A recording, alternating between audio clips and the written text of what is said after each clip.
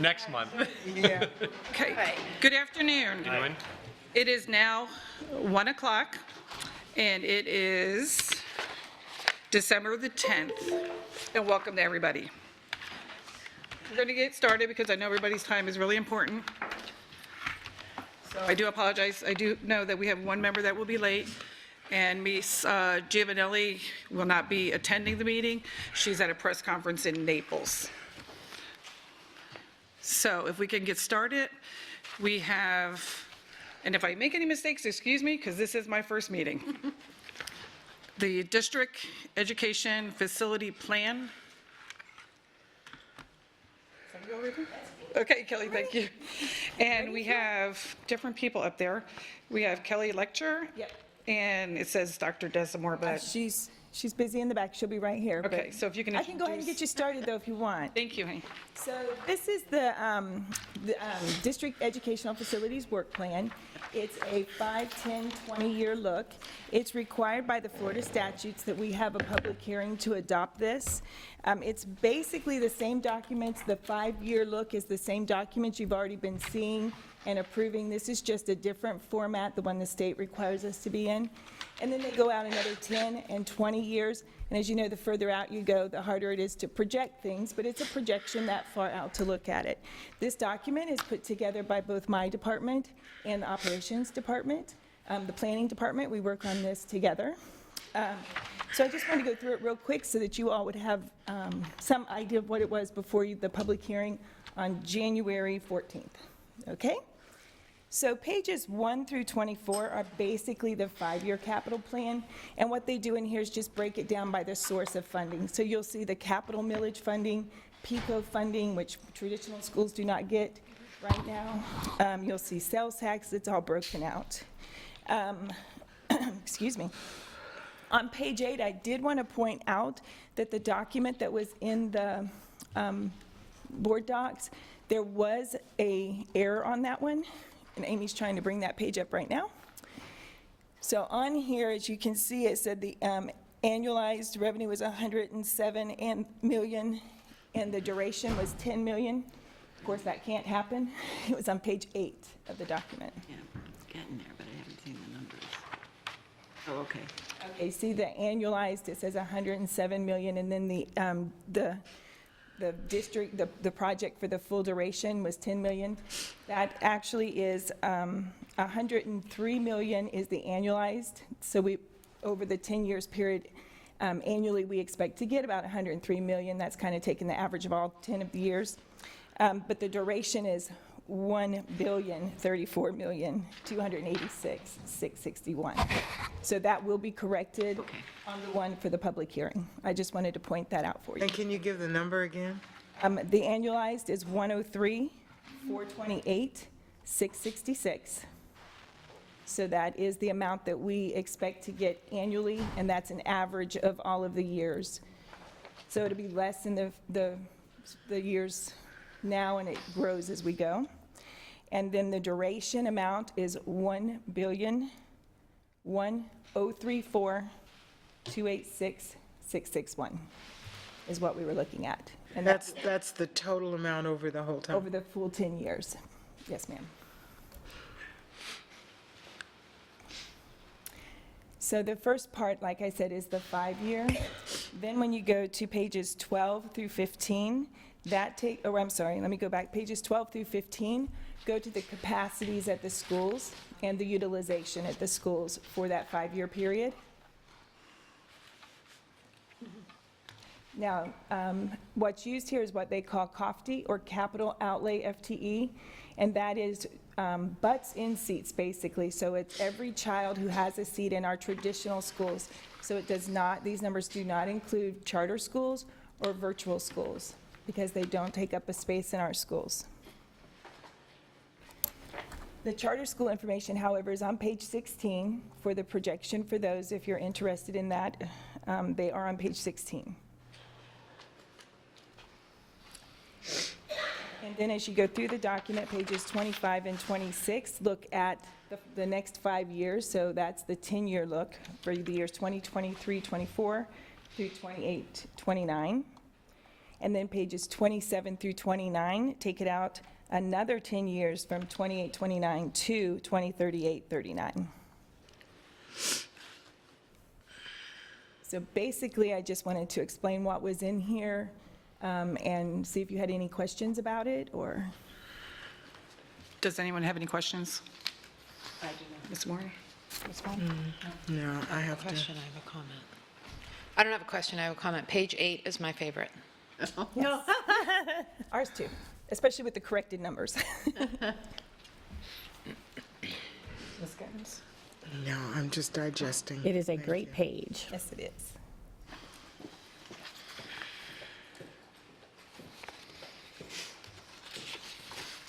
Yeah, so again, we're looking to having a public hearing on January 14th to adopt this facilities work plan, and we will, at that point, be in compliance with, by law, what they are asking us to do as far as the DOE procedure for our 5, 10, and 20-year work plan. Okay. Thank you. Appreciate it.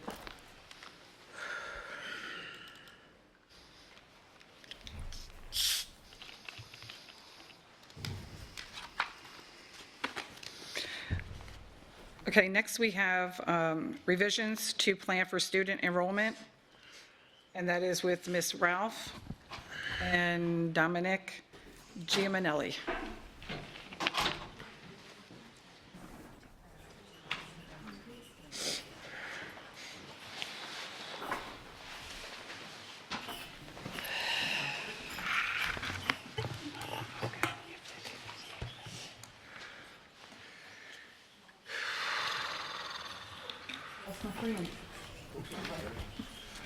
Good afternoon, board members. Good afternoon. Dr. Atkins. I'll pull a document up here.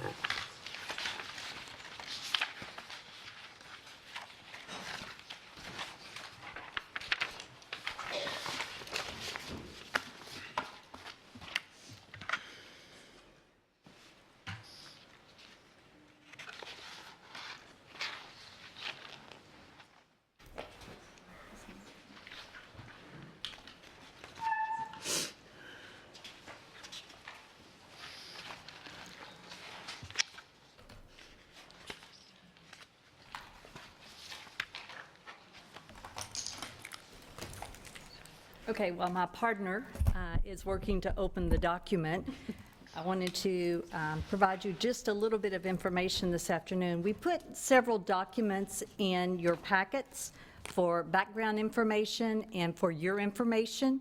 The document we're trying to pull up is the one-page document that was the talking points. There we go.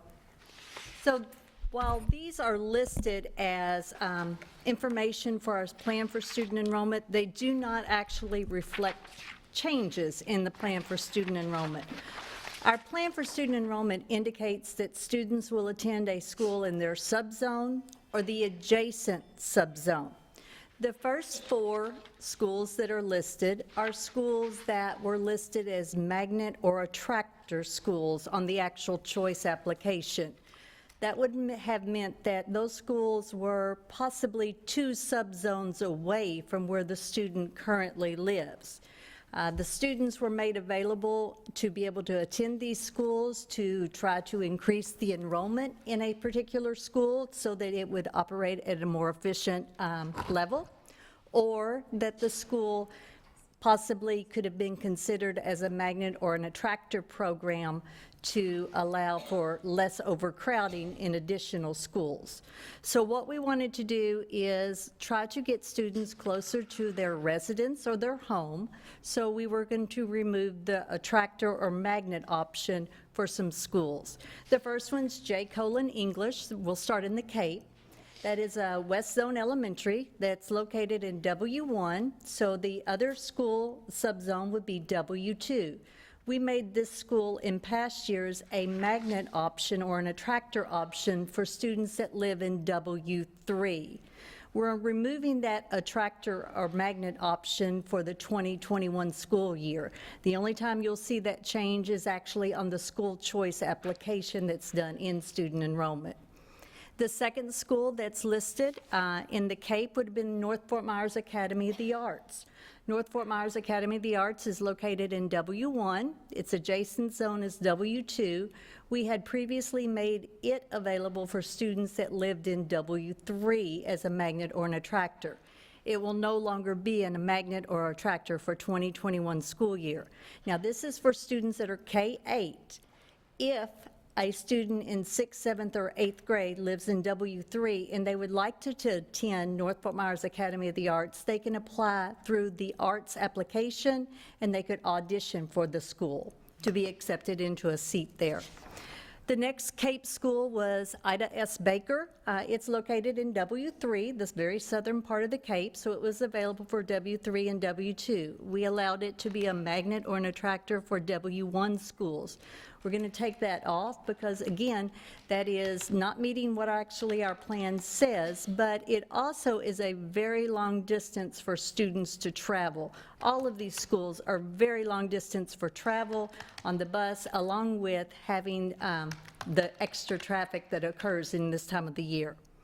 The other school that we're removing as a magnet or an attractor school is Heights Elementary. It's located in the South Zone. It's in S1.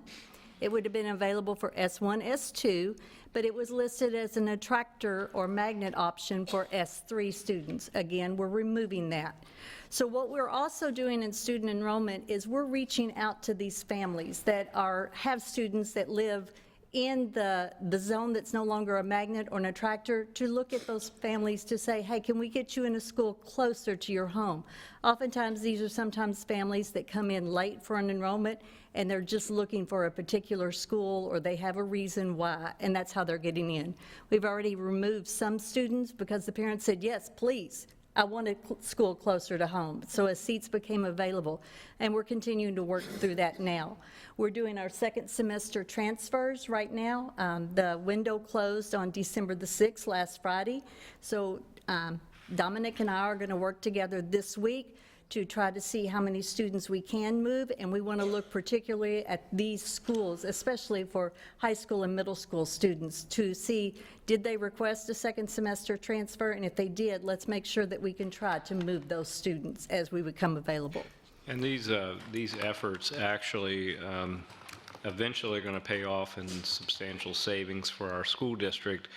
The more work they're able to do now, like let's say that she's able to get certain grade level schools closed off entirely, that can actually close down routes, or at least a portion of the route that goes through that subzone that is further away, which all that creates a savings for us from a transportation perspective. So not only is it going to reduce drive times, but it's also going to save us dollars as a result of those reduced drive times. Now, not all of these savings can be realized year one, because you do have grandfathering that happens, and she's giving the option, as you know, of if a student is in a particular building and does not want to change, then that route has to continue as long as we have a student in that particular building. But as we go further along, then the savings continue to add up because you're gradually closing off a subzone. The hope is that with these one-on-one personal phone calls, that they're able to actually work with parents to eliminate this as much as possible. These where you're literally crossing two subzones to get to a third subzone, which is really kind of outside the scope of our original plan. And often this is a point of contention, sometimes like the Ida Baker one is an example, where the students that are down located in and around that school in Southwest Cape Coral are being transported up to Island Coast High School, is just one of the examples that she gave. So we'll talk a little bit more about this in our one-on-ones, in terms of what the potential is for just this portion of the plan. But as we move forward to proximity, which is coming up, I think we'll end up realizing substantial improvements in terms of the cost reduction, what you see in transportation, which are dollars that we can, of course, move over to other areas of greater need, such as, teacher compensation is one that continues to come up. So, because these are operational dollars or general fund dollars. I have a question about the magnet part, if you're still on that part. What happens to the students that want to attend, in other words, you have a magnet at one school that is the arts, and now that goes away. So are you creating other magnets in a closer proximity? Or how do those students that are interested in that particular topic, what do they do? And the second part of it is, you mentioned North Fort Myers is the arts, of course. What are the magnet differentiations for the other schools that are going away? So with the CAPE, for example, the magnet option for the arts program will still remain at North Fort Myers Academy of the Arts for those students that are in 6th, 7th, and 8th grade. Those students that live in W3, the very bottom of the CAPE, will still have the option to apply for a magnet seat through the arts program, and they do have to audition for that, just as they have in the past.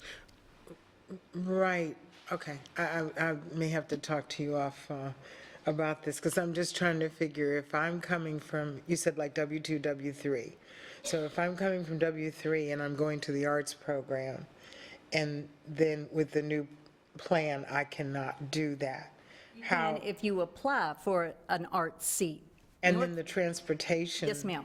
Is- If you are accepted through the arts program, through the auditions at North Then Fort we Myers. provide We transportation? will still provide transportation. So we're not changing that part. Now, if a student, I think what you're maybe trying to say, I'm trying to read between the lines here, but I think if you're talking about a student that is in 6th grade, they like arts, but they are not going to audition for an arts program. Right. Hopefully that we can offer those, that experience or that exposure at the other schools, but having an identified arts school for the middle school is only through the advanced programs. I'm sure students that get enrolled to North Fort Myers Academy of the Arts get exposed some to the additional arts things, but they're not necessarily assigned to the arts courses. And Did do that answer your we, question? it does, and do we have in each of the zones attractors in each area, like, STEM and arts? Is there one for each zone? For each of the zones, there are arts programs and STEM programs, not for each subzone. But that hasn't changed. That's been that way throughout the program. So I understand what you're saying. We want to make sure that students are exposed to the highest level and making sure that they're meeting we're meeting their needs as they're going through their education. But hopefully with our curriculums that are offered at each of our schools, we are meeting those needs. And I guess I look at I'm it sorry, over. could we allow them to finish their presentation, then we'll come back and ask the questions so that they have an opportunity to make sure that they get through everything that they would like to speak about, if you don't. Yeah, that's fine. I was asking because of one section. I didn't know they had gone on to the others, but that's fine. Thank you. Mr. Rowe? So the next part are talking about the residential subzone changes. There are two schools that we're looking at. Dr. Atkins has already mentioned one of them, and I'll start with that one, Island Coast High School. Currently, Island Coast High School is listed as a choice option for the students that live in W1, W2, and W3. We're going to remove that choice option so that Island Coast is not an option for students to select in W3. Again, it's about the distance that they are traveling and the time that it is taking for those high school students. The other one is Manatee Elementary. Manatee is offered as a choice option for students that live in E3, which is, the East Zone is a very large amount of area, and students, elementary students, I want to think of kindergartners especially, that are traveling all the way from E3 to Manatee Elementary. We want to take that option off because those students can be on the bus for a significant amount of time, like sometimes as much as an hour and a half, maybe a little bit longer. That's not something that we want to make students have to do. Sometimes students want that, or the parents want that for other reasons, maybe a babysitter or something, but to make them have that as a choice option that they have to rank, We want to remove that. We had, Dominic, I believe we had 2 students that were in E3 that had just enrolled at Manatee, like in October. We've already reached out to that family, given them an option to get a school closer, such as Lehigh Elementary. The parents were very excited that we were meeting their needs and we were able to move their students, because that was a school that had seats left in October, and they definitely wanted a school closer to home. The next section that I wanted to talk about is Dunbar High School. Dunbar is available. While this is a very small change, but I did want to bring it to your attention. Right now in the East Zone for our high schools, Dunbar is a choice option, again, for students to rank that live in E1, E2, and E3. We want to remove it as a choice option for E3, but we also want the opportunities that Dunbar offers, we want to make that available to some students in E3, so it will be added as a magnet or an attractor option. The same way that East Lee is available for students that live in E1 as a magnet or an attractor option. Then the last thing that I want to talk about 2 things, but Gateway High School. Gateway High School is opening this year for our 9th graders, and with that school, we have several programs that are available, and I'm not sure, I know when the construction started, the board members were made aware of the programs and possibly the career academies that were going to be offered there, but I just wanted to share with you as a reminder. The first thing, it has the advanced program option of the Florida Gulf Coast Collegiate Academy. So we will have that available both for our South Zone students and our East Zone students as an advanced program option that they can apply for. We also have several career academies that are going to be available at Gateway High School. Those can include the Veterinary Assistance Program, Carpentry, Digital Technology Information, the Allied Health Assisting, and the Cybersecurity as career academies are going to be available. So we're very excited that some of those had not been offered in the East Zone, and now we're going to be able to offer them. So our Career and Technical Education Department has worked very hard to prepare those. The last thing that I wanted to share with you was about waivers. I know that this has been a discussion with the board members and at DAC and maybe even at Curriculum Advisory Committee. But student enrollment this year has created another waiver option for students that we want to try to meet their needs. We're offering the Career Academy waiver. Oftentimes students applied for schools or filled out their choice application and they may not have gotten into their number 1 choice, but they also maybe had a strong desire or background to participate in a particular career academy that might be available only at a particular school, because it's really not feasible for us to offer the same career academies at every school. So we've allowed students, we've created the Career Academy waiver, that if the student didn't get in the school that they wanted that offers a particular career academy, they can submit this waiver application.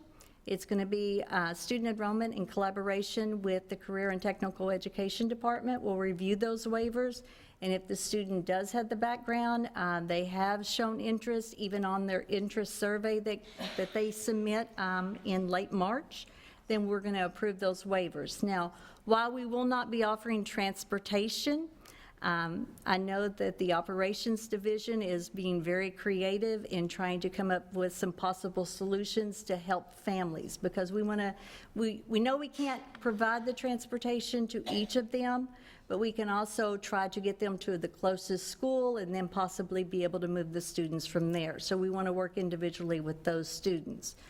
Again, these are not real big changes to the student enrollment plan. In fact, the changes reflect how the student enrollment plan was originally designed. What we're doing is changing the choice applications and making sure that we're meeting student needs. All of these things are going to be available. They will go out with the pre-printed applications that will be going out in, I think, beginning January the 10th for the different grade levels, and they'll be reflected at that time. Now, I have my friend Dominic here because Dominic has the background of the seats and the capacity, and we'll try to address any questions that you might have. Okay, well, thank you so much. I really appreciate it. And thank you for that personal touch, reaching out to all those students as well.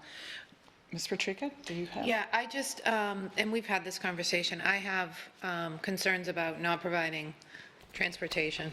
Is there a way we can means test that?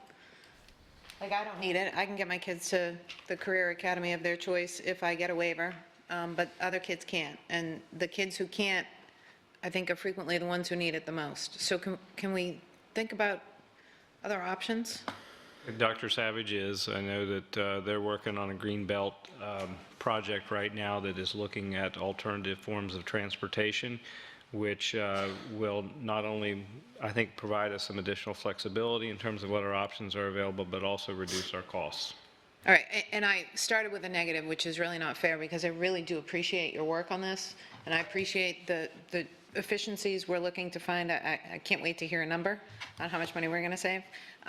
So it is all very positive. That's just the one sticking point for me. It's always been a point of pride for me that we provide transportation to these programs that meet students' needs. So that's my only I comment. understand.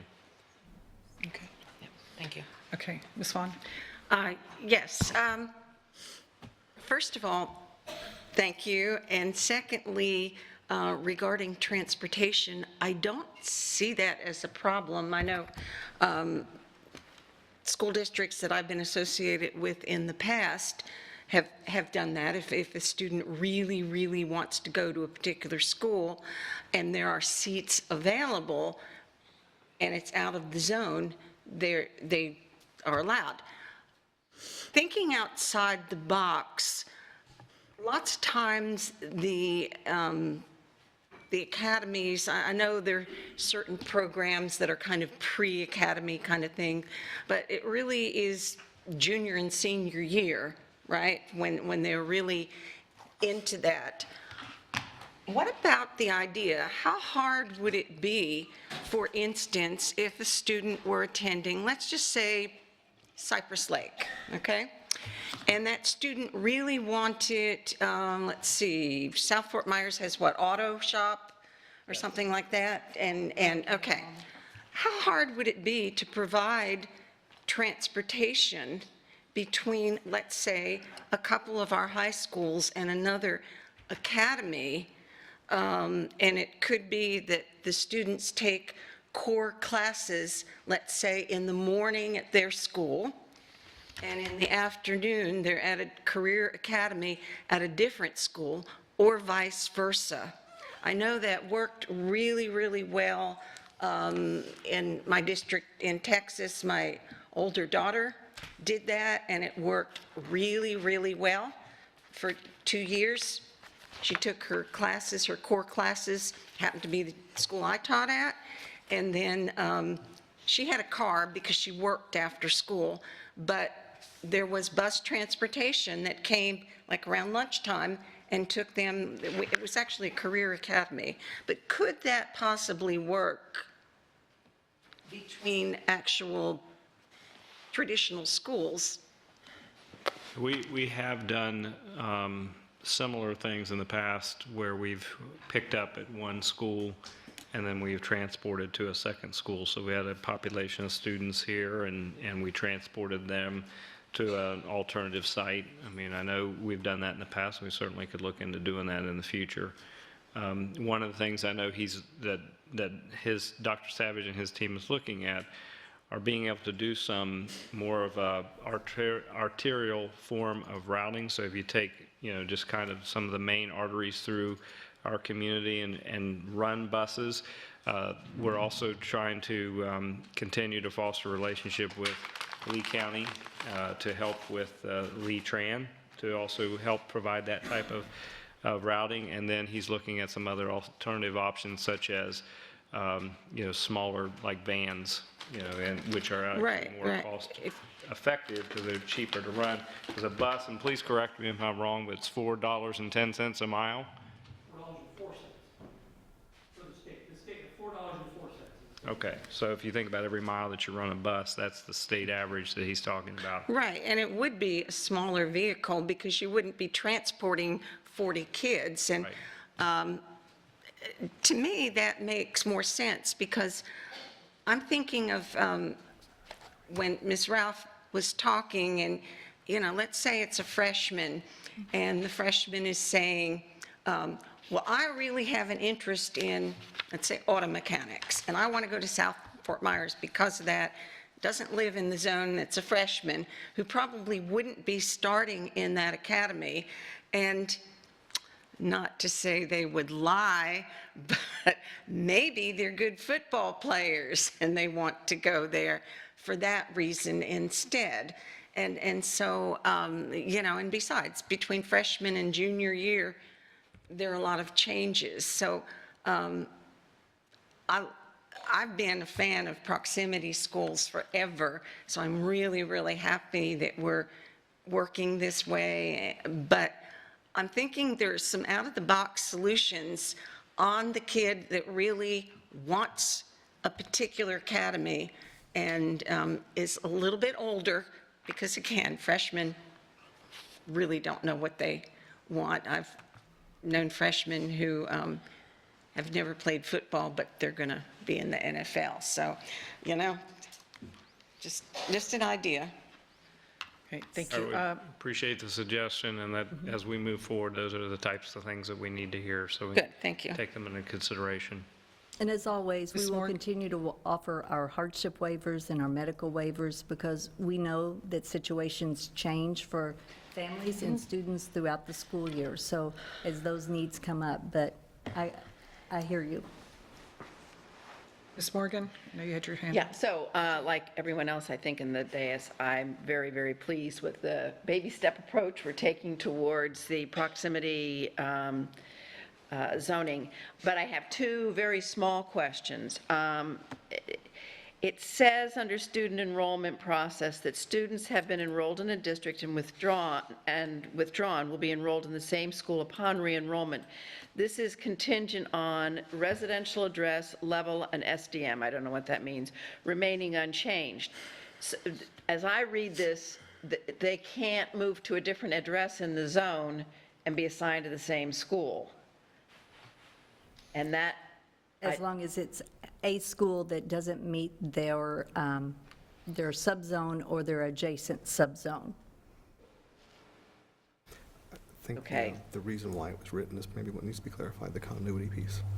So that was part of our original plan for student enrollment that we brought forward to the board in November. So what we were looking for there is, we heard our principals.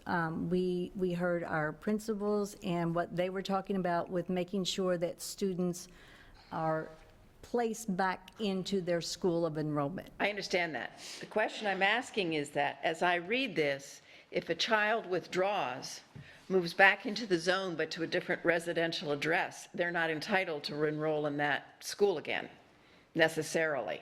They're not grandfathered in. That's how I'm reading this. So they are, and it may be not written as clearly as it should be, Okay. they are allowed to enroll, be placed back in that same school if it's an option for them to be in attendance. Okay, I'm just saying that the way it's written, it reads that unless they move back to the same address, they are not Okay. necessarily entitled to Thank go you back for to that that. school. I'll make sure that we get that clarified. Okay, and then the other question, and this may have been discussed in November as well, but younger siblings at the school with an older sibling will be required to move to a school within their residential subzone when older sibling completes the highest grade offered. Why? If we're trying to keep kids in the same school? So that is about the schools that we just referenced today. If it's no longer a magnet option for those students, then they can stay with their older sibling, but after a point, when that older sibling moves to the next school for their level, then we really want to make sure the families move the younger sibling to a school that's closer to them. But if not, they can submit the waiver as a waiver to stay there, but transportation may not be available, or they maybe have to be creative in the transportation. Again, that is taking them to a location that's closer. But that's about those schools that are not really available to them anymore. We're not going to move them now. Well, I'm just concerned that I really like the notion of doing everything we can to keep kids in the school, and I guess the real issue here is transportation. So it's transportation versus keeping a kid in the same school culture, same school environment. Okay. All right, those, I think one of the things that Soretta continues to do is, these are a small enough number of cases where they can work with these parents individually to try to meet their needs. So if there's, if there's a situation where it would not be in that child's best interest to move, that's something that we certainly work with that parent to see if we can come up with a solution. I guess what I'm saying is the language is so stark Yes, I understand. that somebody reading it is going to just assume that there's no recourse. And I would hate somebody to be put off just because it's written the way it is. Those are all my comments. I really think we're on the right track. I'm excited by what's going on, so thank you.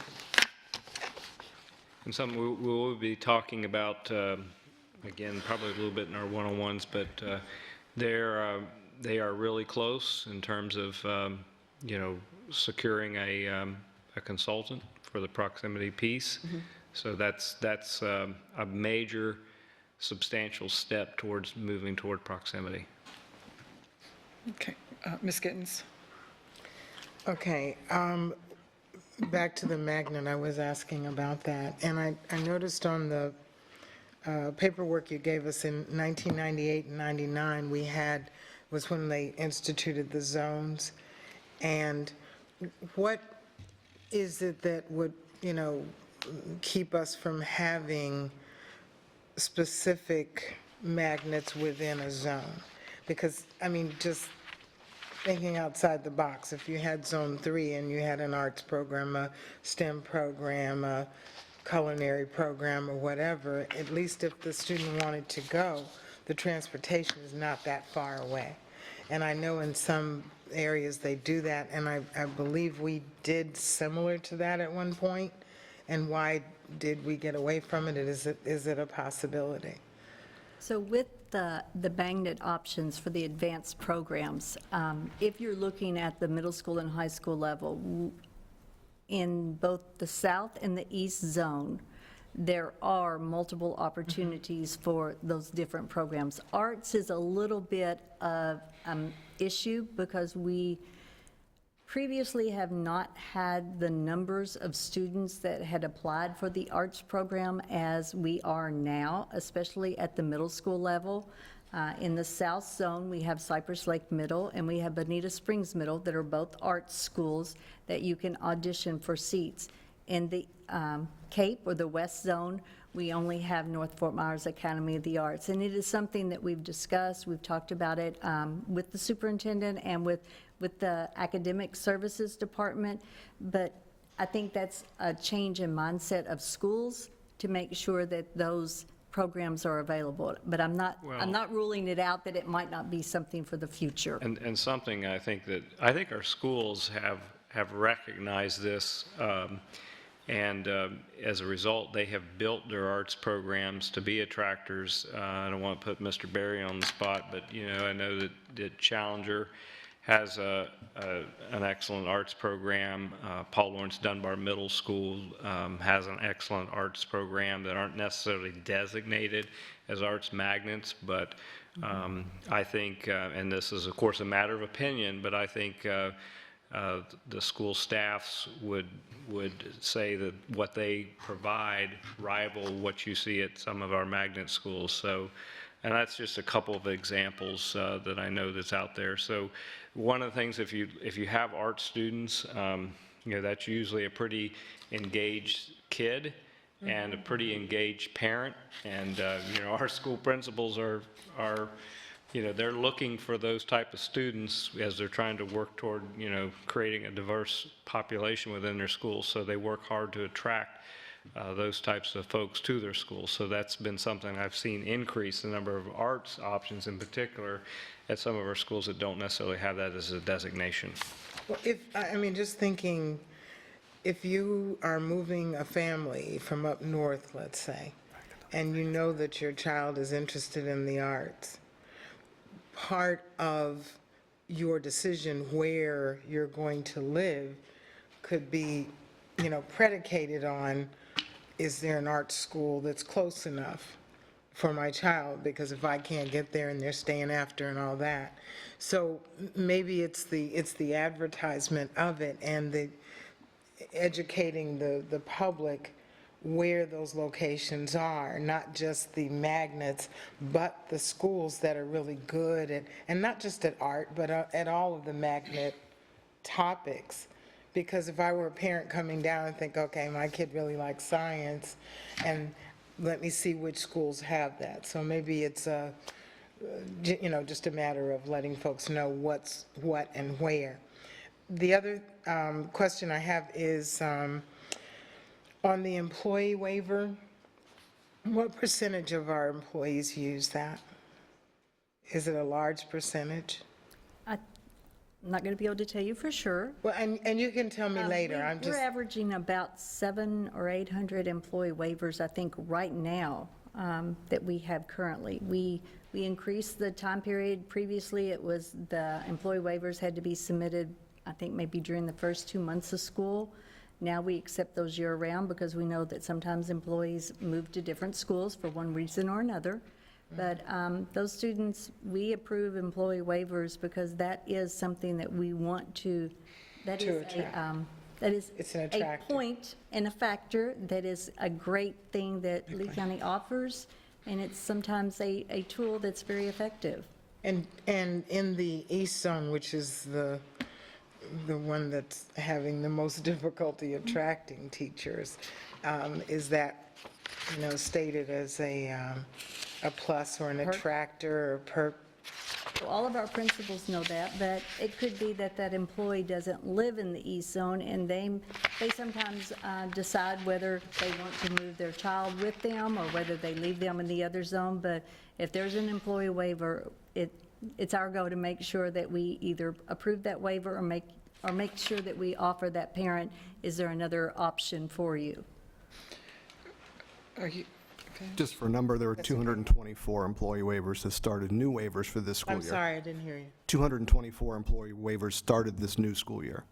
And the employee waiver stays in effect until the employee changes schools or moves to a different location. So I think altogether, while we had that many that were new, we also, that puts us up close to 800 for the district.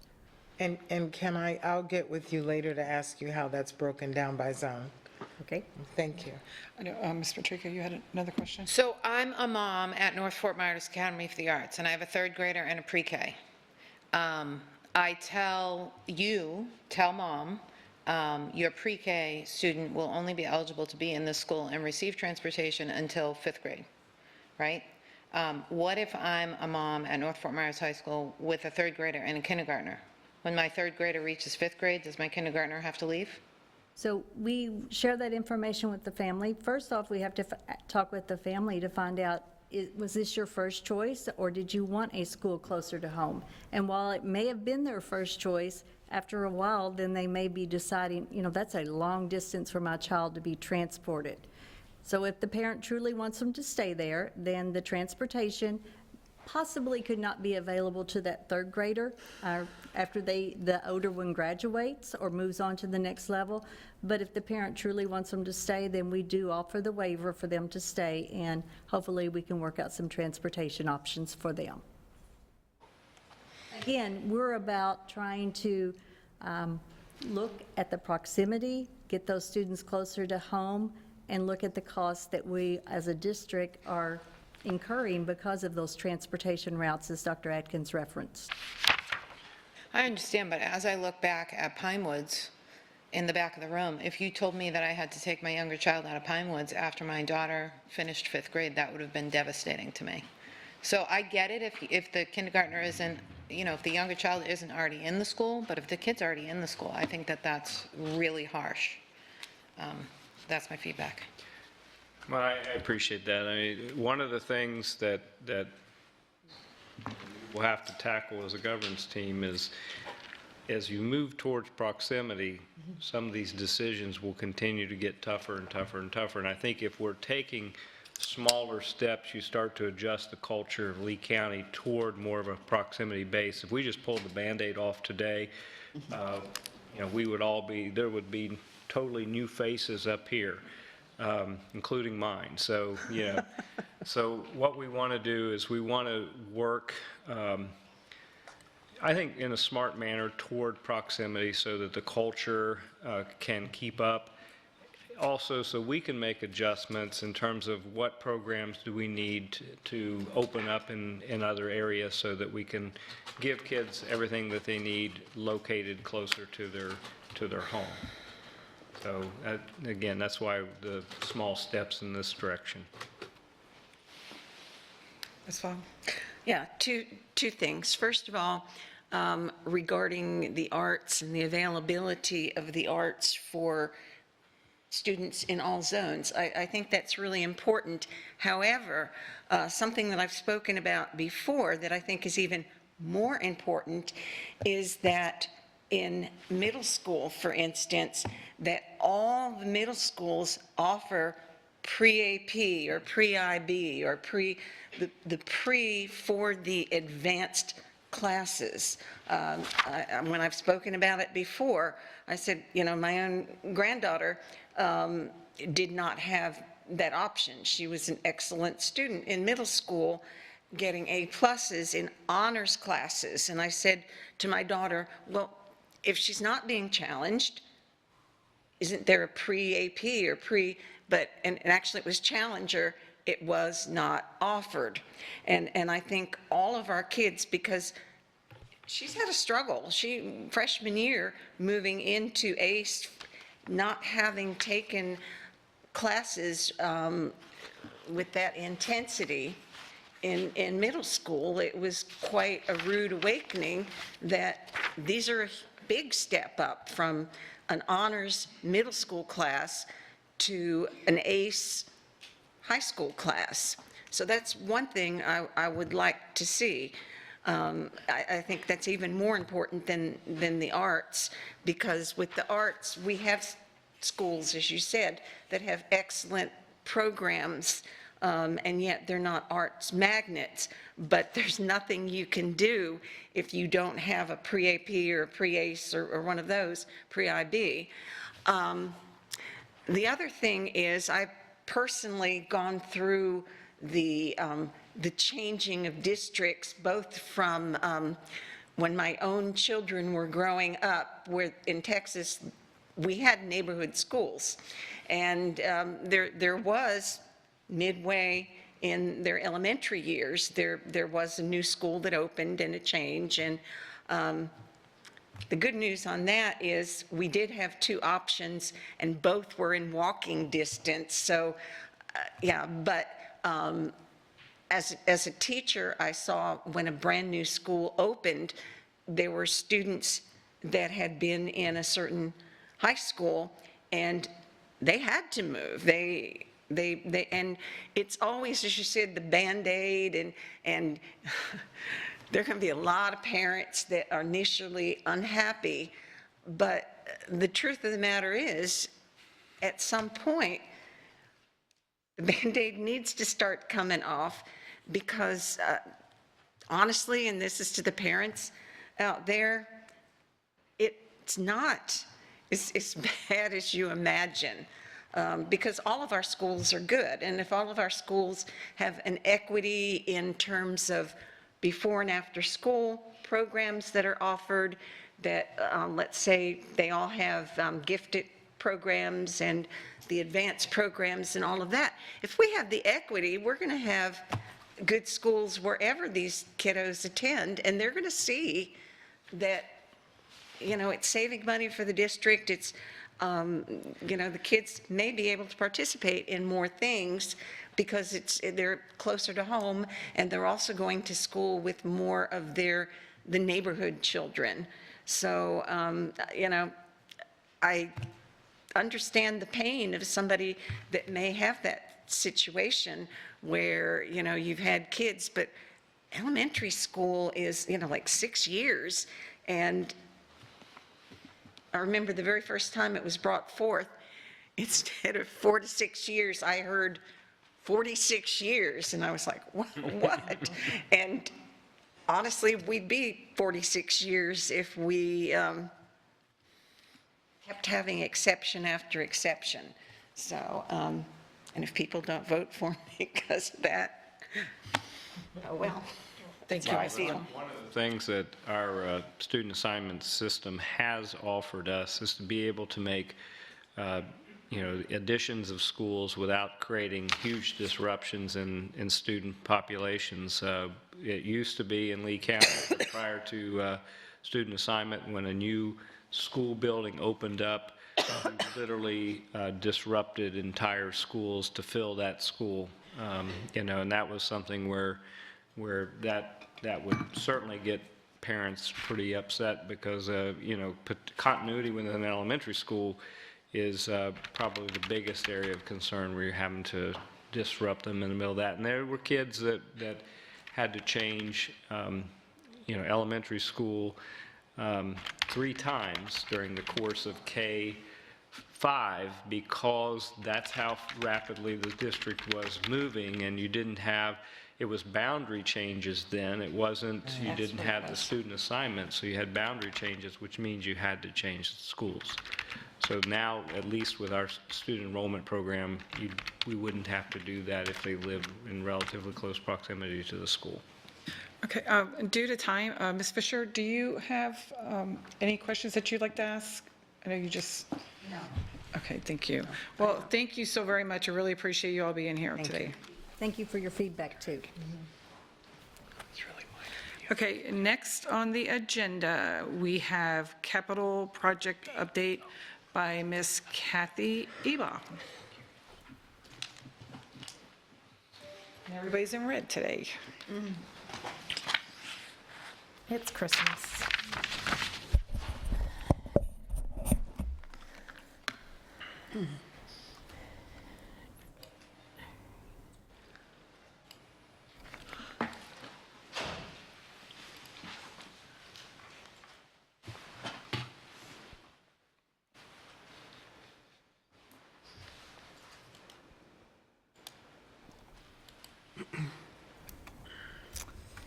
Good afternoon. It's time for our annual capital project update. So, based on your feedback from previous meetings, we have tried to streamline this presentation, so I hope that this is more clear and easy to read. We have combined the construction projects and maintenance projects into one slide, so it doesn't, you won't see who is doing the work, you'll see the type of work being done on the slide, which is what you requested last month. So we'll start with our HVAC and central energy plant projects. We have a couple projects happening in the elementary level, in the middle school level. Those are central energy plant projects. These are helping improve the efficiency of the schools. And the HVAC projects at the high school level and Cape Technical College and Ida Baker are improving the entire system. So that's the difference between these types of projects. The central energy plant projects are smaller. They're improving the functionality of an existing system, where an HVAC is doing a more extensive replacement and upgrade of the entire facility. And if you have any specific questions on any of these slides, just stop me and I'm happy to answer them. Fire projects, we have a fire alarm system at Cape Coral Tech that we're in active work on. Dunbar has a fire pump replacement project, and there's a fire sprinkler repair project at Dunbar Middle. Our new schools, we're excited to tell you that very, very soon, when you drive past Gateway, I'm going to guess Ms. Givens has been out there recently. I pass it every day. It's getting really, really close to going vertical. So we're very excited about this, and probably by Christmas, we'll have walls vertical at New Gateway. So we're excited about that, and in your briefing this week, we'll be sending you some pictures so you can see the current work being done. We're going to do that on a monthly basis so you can see month by month how things are going to transform there very quickly. The traffic on 82 will be glad when you get the walls up, because I slow down every time I go by. Well, it's going to be done in a long phase, so I think it's got a little ways for it to go. But we are very excited about that. We are in the process of getting the staging of the portables at Lehigh Senior that will start the enrollment of the campus this coming school year. And in MMM, we are working with the county on getting our development order. Once we have our development order in place, then we can schedule the groundbreaking and complete our scheduling for that project. We are also in the process, finally, of getting our turtles removed from that campus. So we are excited about that because it took a little bit longer than we would have liked it to have gone, but that's the nature of contracts. And that's where, as you know, Tortuga Preserve got its name as a similar issue that it was dealing with back in the day. Those turtles, you never can count on them going fast. They need to be rapid when removing. Then we would have an easier time, I guess. And that's my attempt at humor.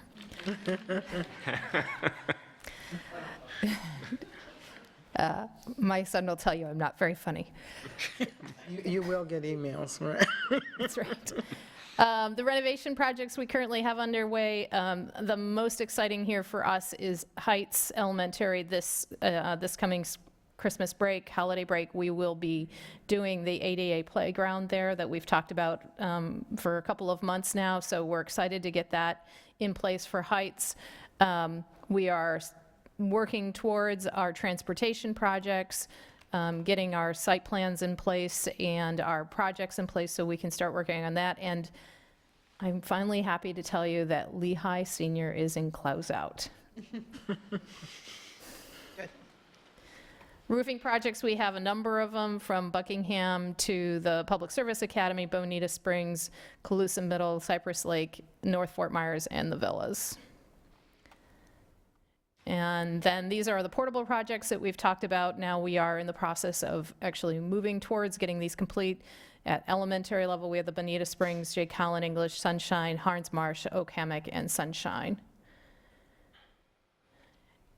And I will remind everyone that we will be reevaluating more projects like this for next year, so you'll see this on a reoccurring basis. And proximity, you just had a fairly lengthy discussion about the short-term improvements, but just so you can see where we are in the long-term improvements, as Dr. Atkins said, we are in the closing phases of coming to a contract with Davis Demographics, who was selected to be the consultant. Davis Demographics has extensive experience in this area they kind of have a niche market. They do school boundaries. That's pretty much their work, is student enrollment, student boundaries, growth of schools. So the team selected them to be our consultant. We are hoping to have a kickoff in January and implementing in August. And as we talked about, once we have them on team, we will do either a workshop or a briefing with them so that you can give your input to them directly about the things that you want to make sure they're considering as they're going through this effort. In property, we are completing the sale of Palomino at tonight's board meeting. It's 2 phases. There's one small piece of it that's going to the county for right away, and then the larger piece is being sold to a property owner. The appraisals, this property sale is over our appraisal, and we're looking forward to closing in April. Here's our traffic studies that we're in the process of working on. We're hoping to complete this work over the summer. And then we have a number of miscellaneous projects, some intercom projects, some electrical projects, window projects, and that's it.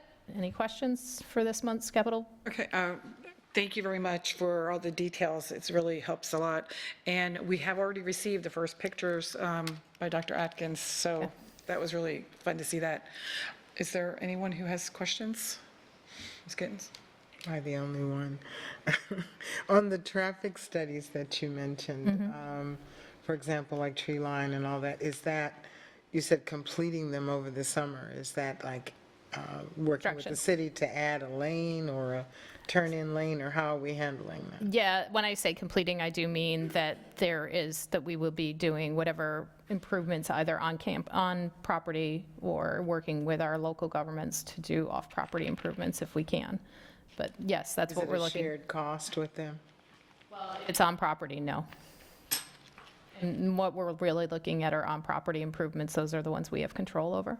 There is, not listed on this list, but there is a project that is being funded completely and constructed completely by the Village of Estero for, as part of their expansion of Williams Road. They're doing some changes to the entrance there, the entrances there. And that is completely being funded and developed by the village. Okay, and I have to ask, on Lehigh Acres Middle, is the plan just to not do anything with that school until the new middle school is built, in order to, take the numbers down or whatever? For the portables? Yeah, and in general, yeah. for the So portables for portables, because of the location of those portables in a site that we don't want permanent portables to be, it is our intent to allow the new campus to pull some of that enrollment. The new campus is very close to that campus, within a 2 or 3 mile radius of that campus. So we expect that it will help alleviate the population at that campus. And but we are working with that school, and we'll be working with that school to identify some improvements to make it, as you've asked us to. Okay, thank you. I just have one quick question. What's the time frame of all of the projective things that you have on here, the list? These are current projects that we are working on now. Okay, through So the these end are of the not- school year? Yeah, these aren't for future projects. These are projects that are currently underway. Okay, thank you. Does anyone else have any questions? Thank Okay, and then you're going to do the change order as well? Yes. Okay, thank you.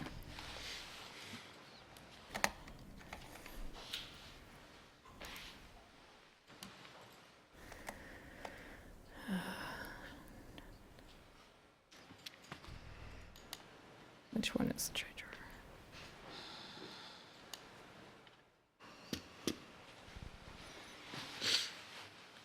order? Okay. I don't see the change order there, so let me go to the agenda.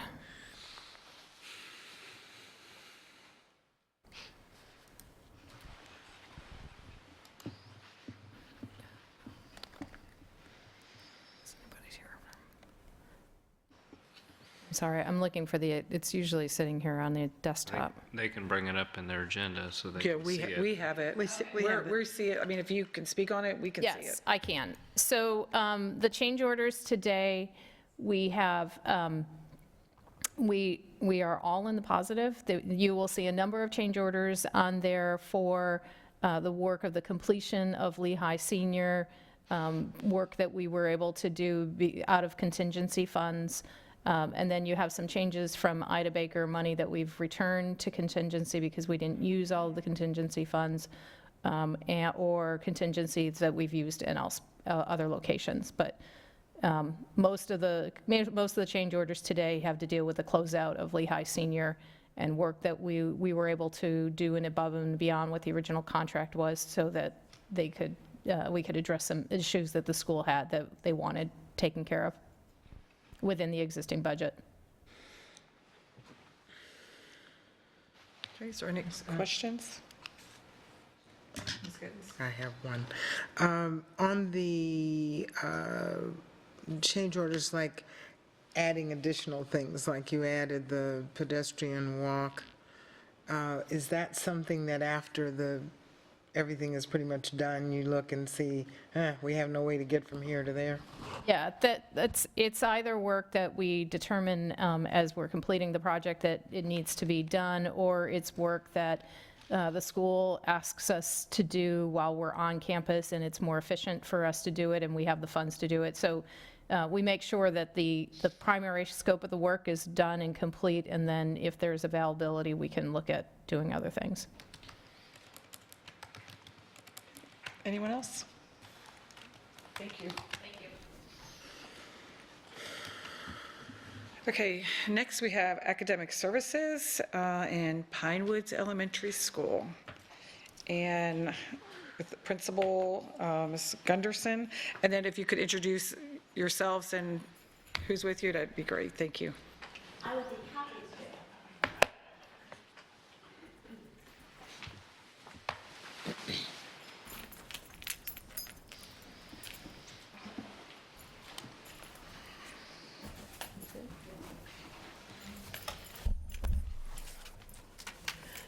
So good afternoon, Dr. Atkins and board members. Thank you so much for having us. I'm Leslie Gunderson, the principal of Pinewoods. Join me this afternoon, I have Becky Shine, she's our curriculum specialist, and Jamie Mackrath, our reading specialist. We are always happy to talk about all things good at Pinewoods. We were asked to talk about our school improvement goals and strategies. In case you don't know about us, we are a pre-K school in the South Zone of Lee County. Our vision is we will soar to the top. You ask any kid, kindergarten through 5th grade at Pinewoods, what the vision and the mission, they can tell you and they can explain it to you. We talk about it daily. We currently have 1,153 students. That changes plus or minus a little bit every single day. Actually, I think we got 2 new kids today. Our attendance below 90% is 6%, 1 or more suspensions, 1%, economically disadvantaged, 53%, and our minority rate is 41%. Everything we do, we focus on the ABCs, attendance, behavior, and classroom success. It drives every single thing we do, our school improvement plan, the focus of our PLC, and the structure of our data chats. We do have some attendance goals this year. We're working on the attendance of our students with attendance below 90%. We work very closely with our social worker, who was a support staff person of the year last year, Mr. Milford. He's wonderful and a great addition to our school. We're hoping to take that, to decrease that from 6% to 4%. In elementary school, that's a little bit different because our kids can't get themselves to school, so we work really closely with their parents. We do have an incentive, a perfect attendance for classrooms. When a classroom does have perfect attendance on a daily basis, they have a magnet they put outside their door, and then we have a drawing once a month, and that classroom gets some sort of party. And so, of course, the more times you're entered into that raffle, the better chance you get to get that pizza. We have some behavior goals at Pinewoods. Every quarter, we do something called a school's cool party. Students are invited to attend that party based on their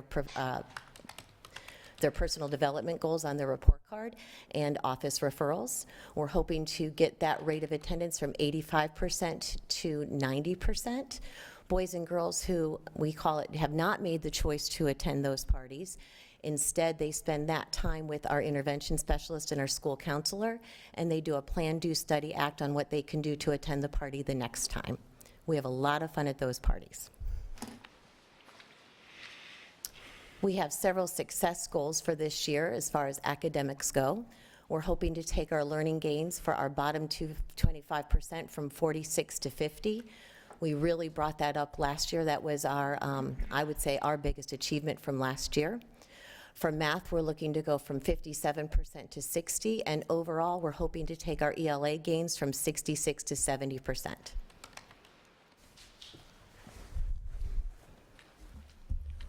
One of the main ways that we try to achieve our goals is through high yield strategies. Last school year, we gave a series of professional development going over various high yield strategies with our teachers.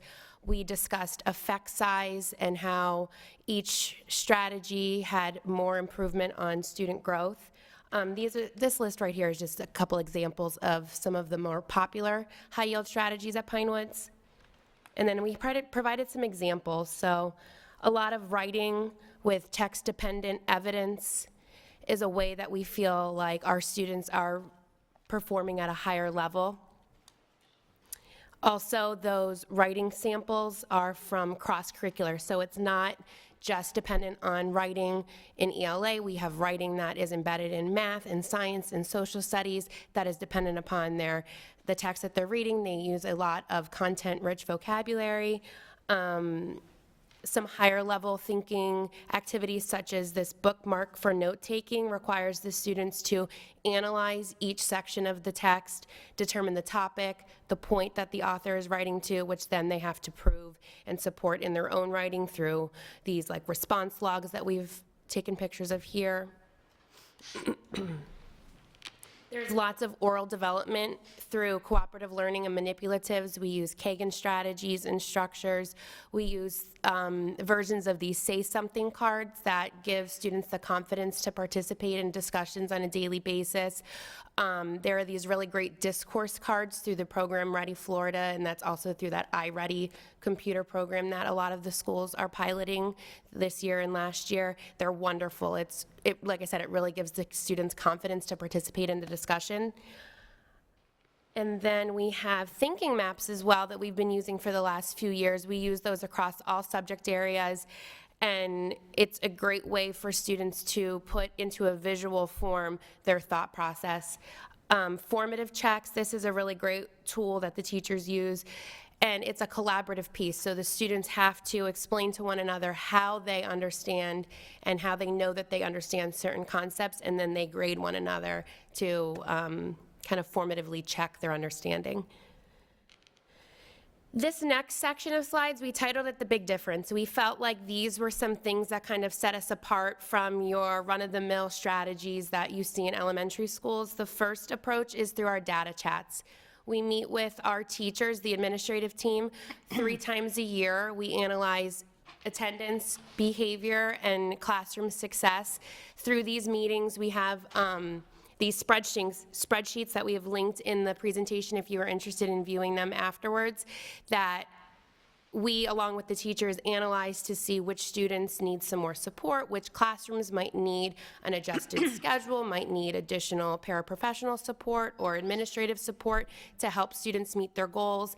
And then we have a worksheet that the teachers fill out to kind of help us pinpoint those needs. We often, like I said, fine-tune schedules, we add additional instructional groups, and a lot of our professional development opportunities came from these meetings, teachers requesting things to develop themselves. 3 times a year, we definitely talk about every one of our 1,153 students. Another thing that makes the big difference, we felt like thoughtful and balanced interventions. I feel like in the past, we maybe were a little bit guilty of a one-size-fits-all approach to, maybe there's a level 1 or 2 student and they all need to be in this program. But we've really taken on that those need to be individualized, and although diagnostic assessments take a long time, they are very meaningful in providing kids individualized interventions, individualized instructional groups that also are balanced in maybe providing them in the morning if the students can get to school early enough so that we're not taking in-class time and on-grade level instruction away from them. We've had issues in the past with providing too much intervention and then the student wasn't exposed to enough on-grade level rigorous instruction, so that has really been a focus for us in the last few years and has made a major difference with the students.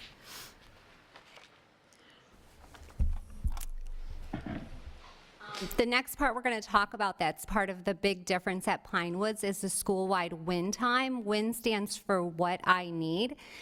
This time happens every single day at Pinewoods, Monday through Friday, for the first 30 minutes of the day from 8 to 8:30. All of our paraprofessionals, special areas teachers, administrators, including the principal and the assistant principal, push in and work with students at this time. We do provide intervention through Read 180, SRA, HD Word, or any of the really great reading components. We also pay attention to students that maybe do not need intervention and need to be excelled, and we meet that need through book studies and writing.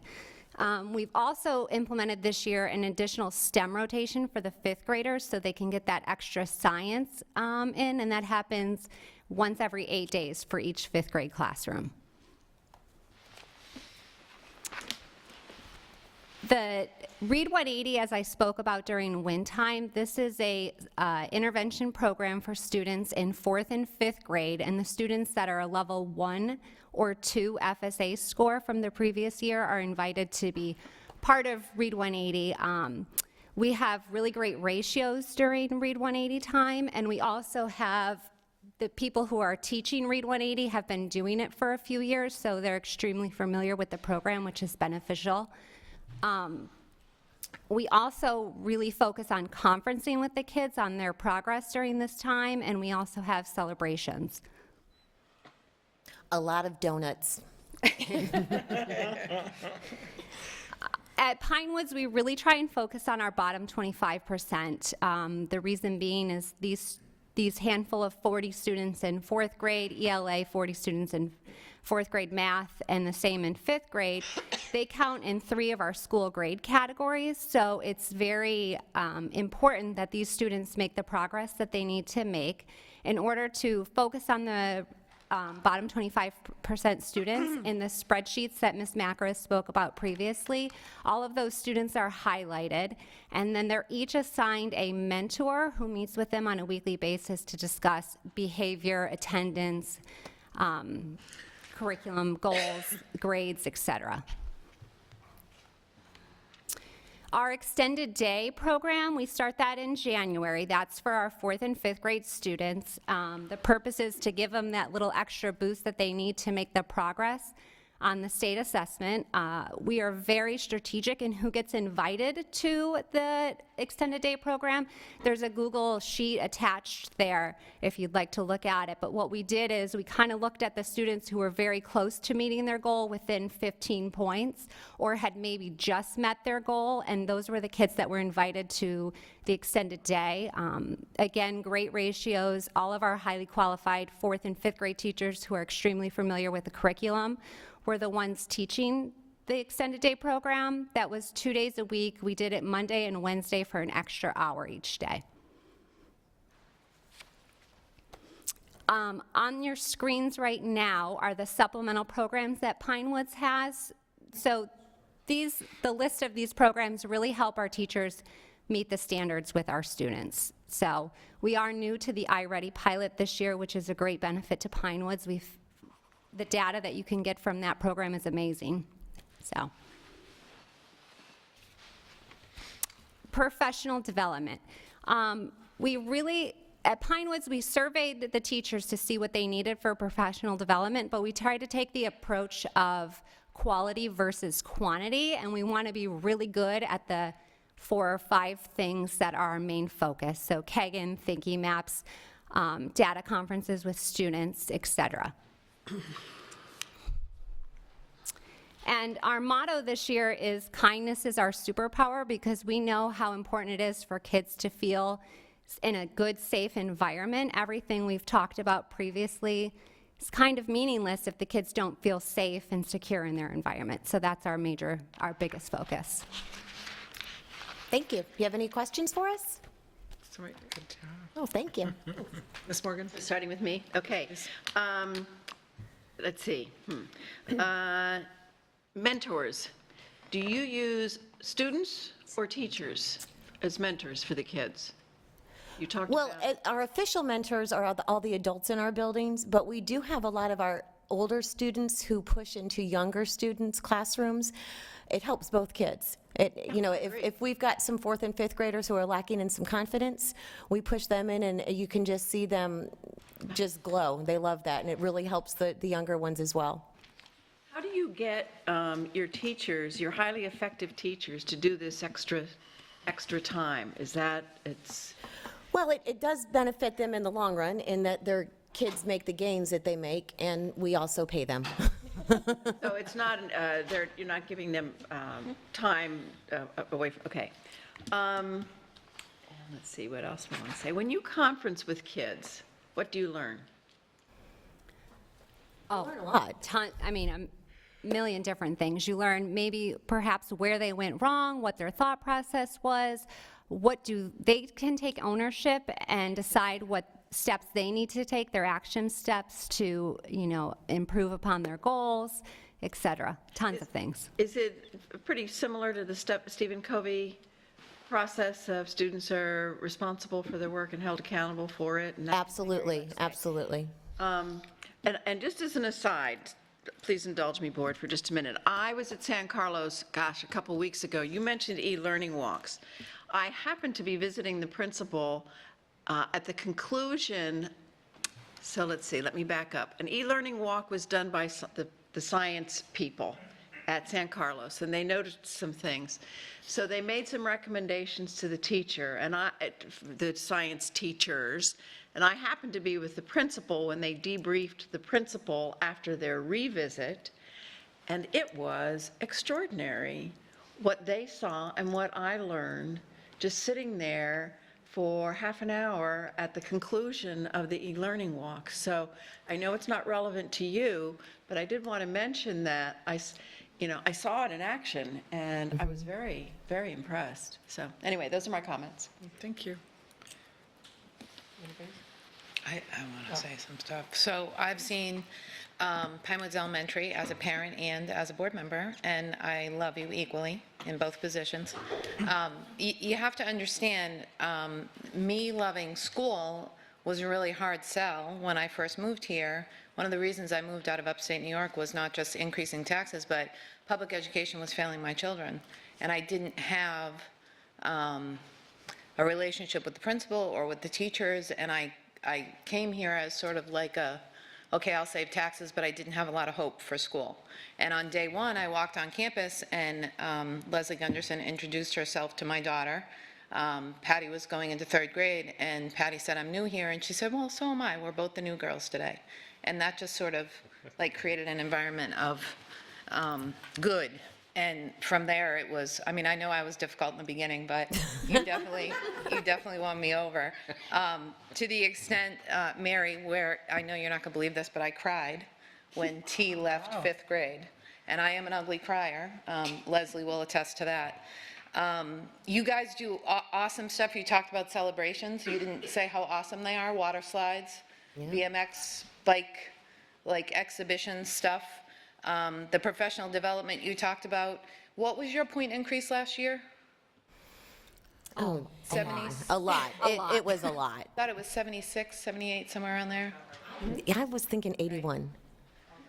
81? It was a lot. My bad. Sorry. Yeah. I undersold it a little bit. But, so you welcomed your teachers back with an Emmy Award-style party so that they realized that...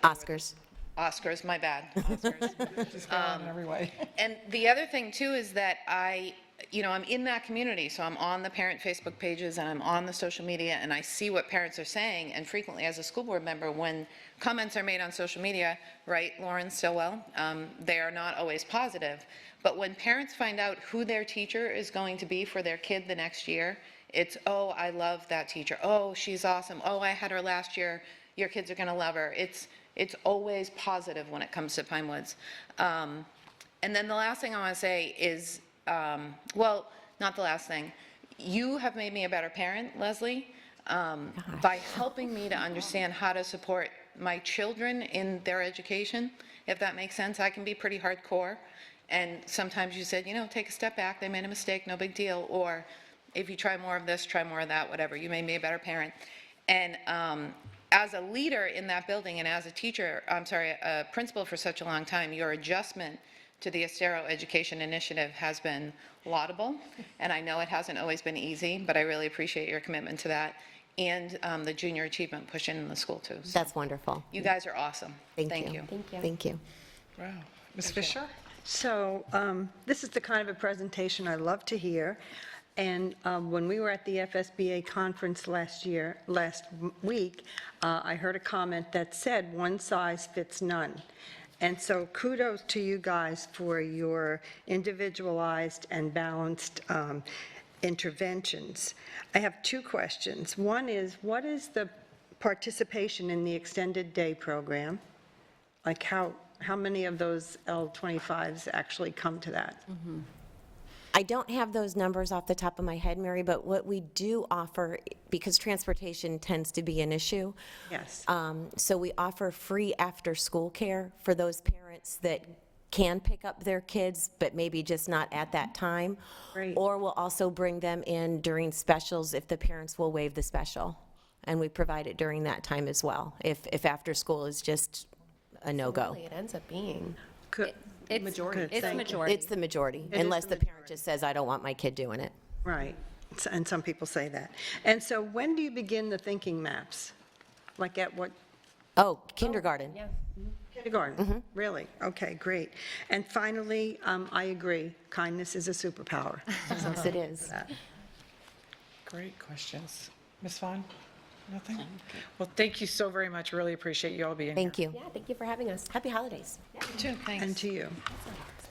And then I cried, I was so. Next, we are getting ready to have Challenger Middle School come up with Principal Mr. Berry. And if you'll introduce yourself and your colleague, please.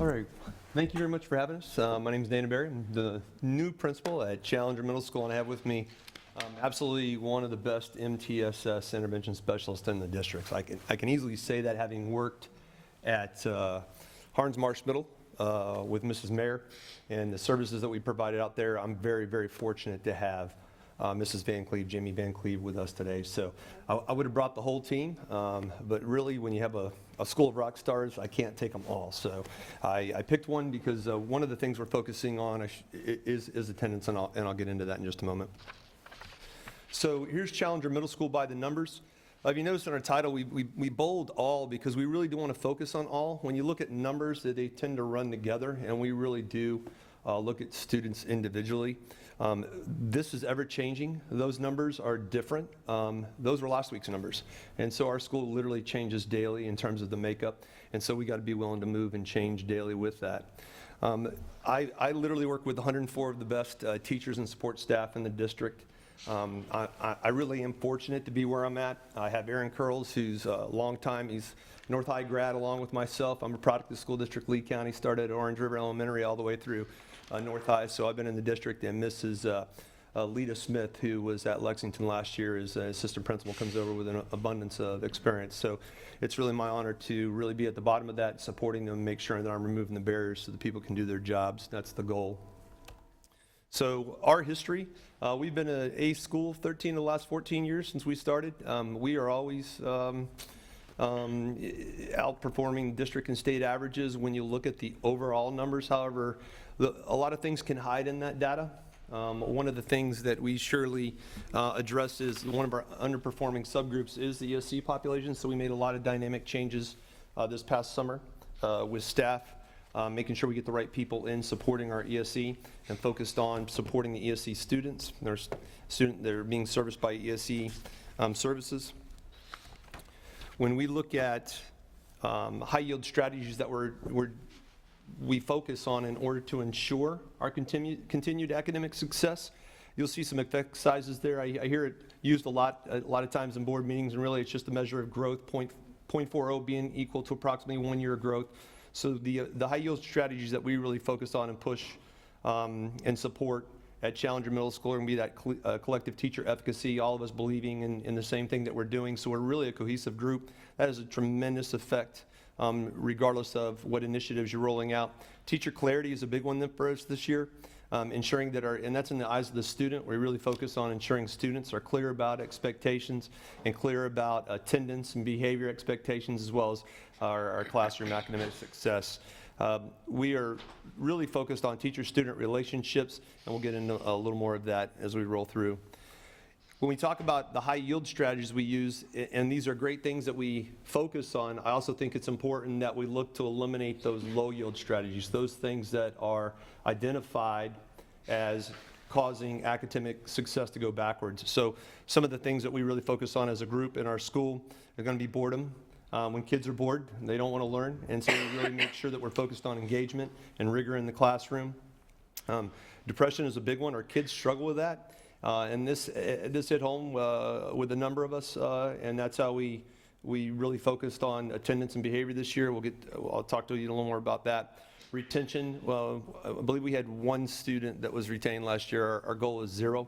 We know we retain students, the odds of them dropping out just exponentially increase. So we really focus on that. Another big one is students feeling disliked, causes students to go backwards. So we really are focused on making sure that we know each and every single one of our students. We want to make sure that they feel welcome. If they don't feel welcome, we want to know why, and we work to change and improve that.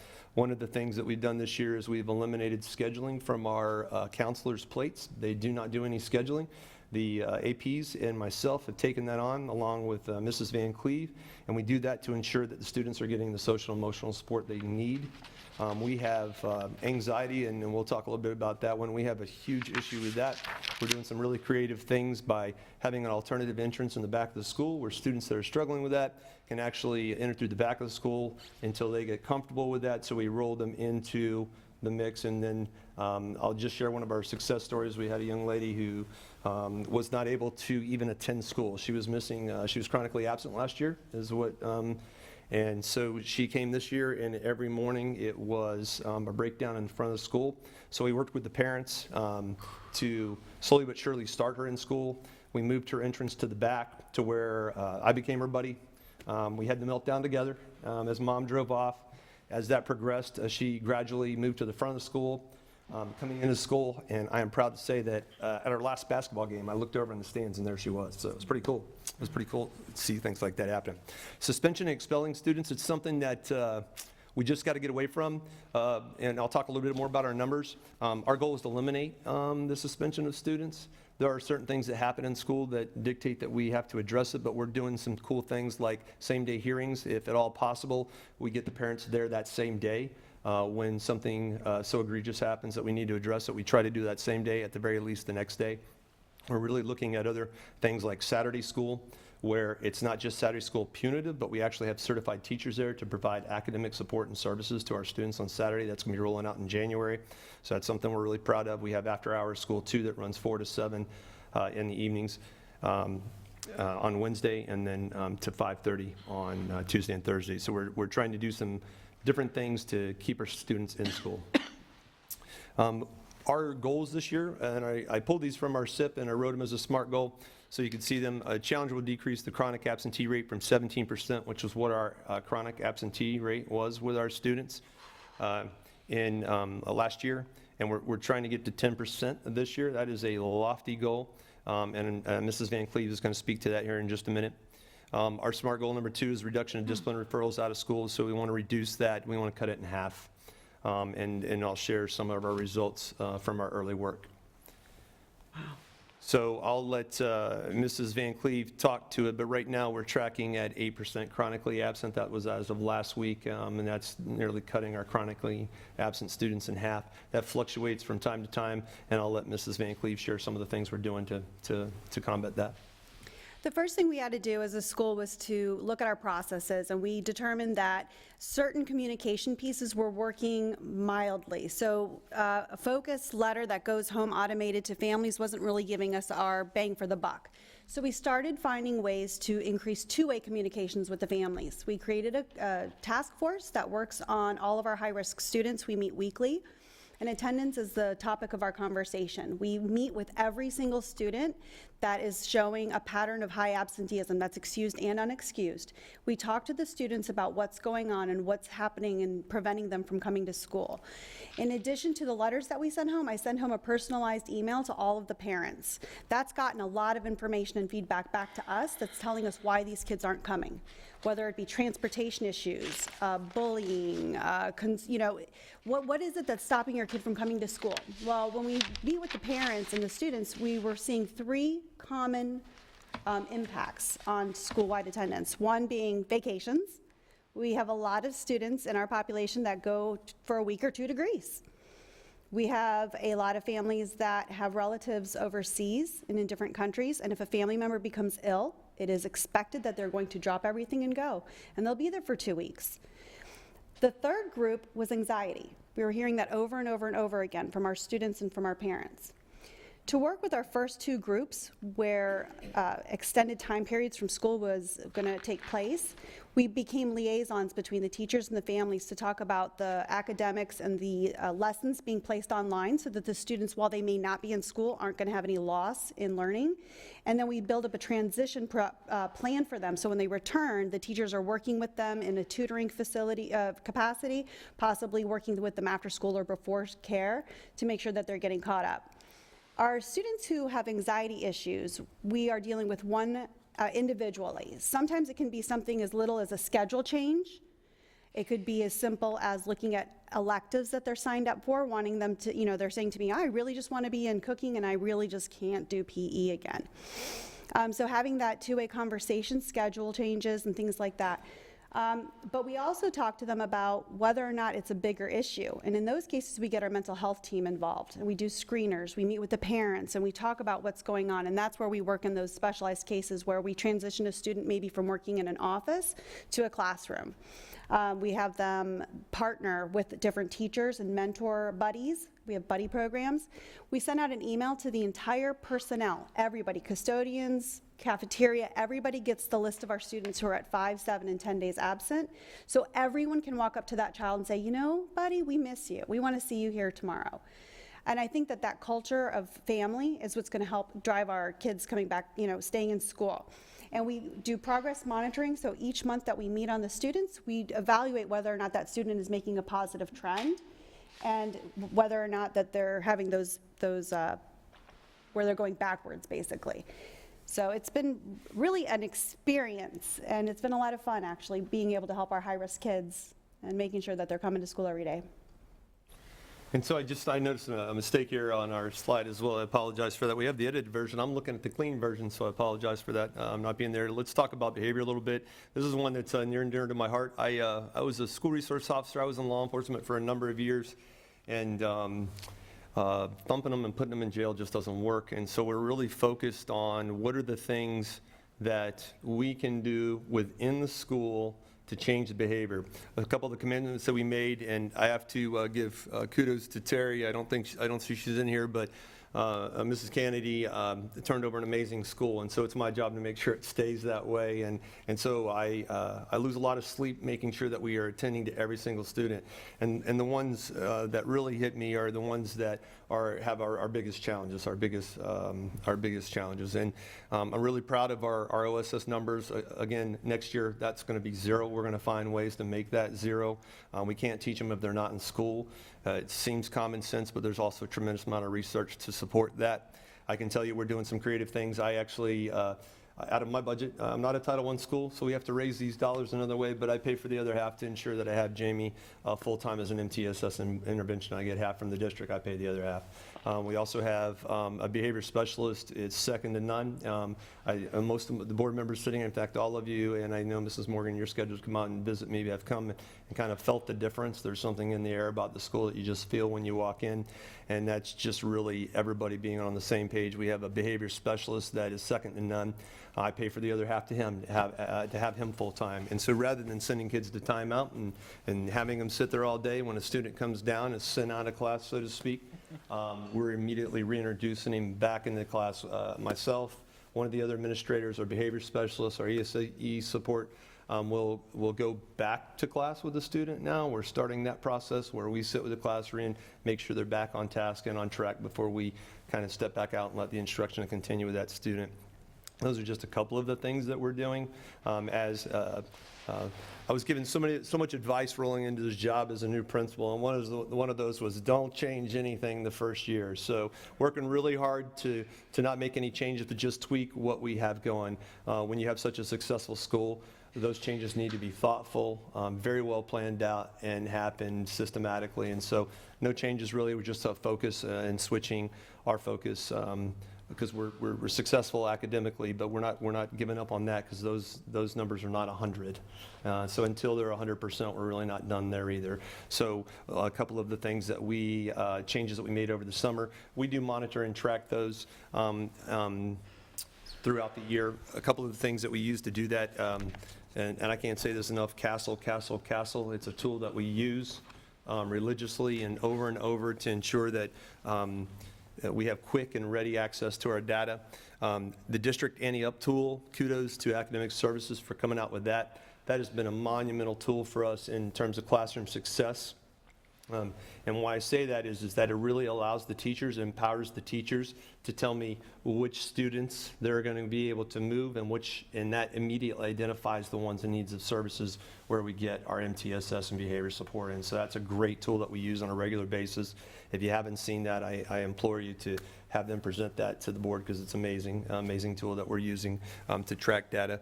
We also use Performance Matters and Unify, these programs that you hear of, PLCs. I echo the district e-learning walk comment you made. I use that information. It's invaluable to me. We're really collaborating a lot with downtown. Kudos to Dr. Spiro and his team, as well as Human Resources, making sure we're getting the right people on the job. So kudos to Dr. Pruitt and everybody. Every time I reach out to Suzette Rivera, I've got an answer, an immediate one. So when we're looking to staff our schools with highly qualified teachers and support personnel, they're really there for us.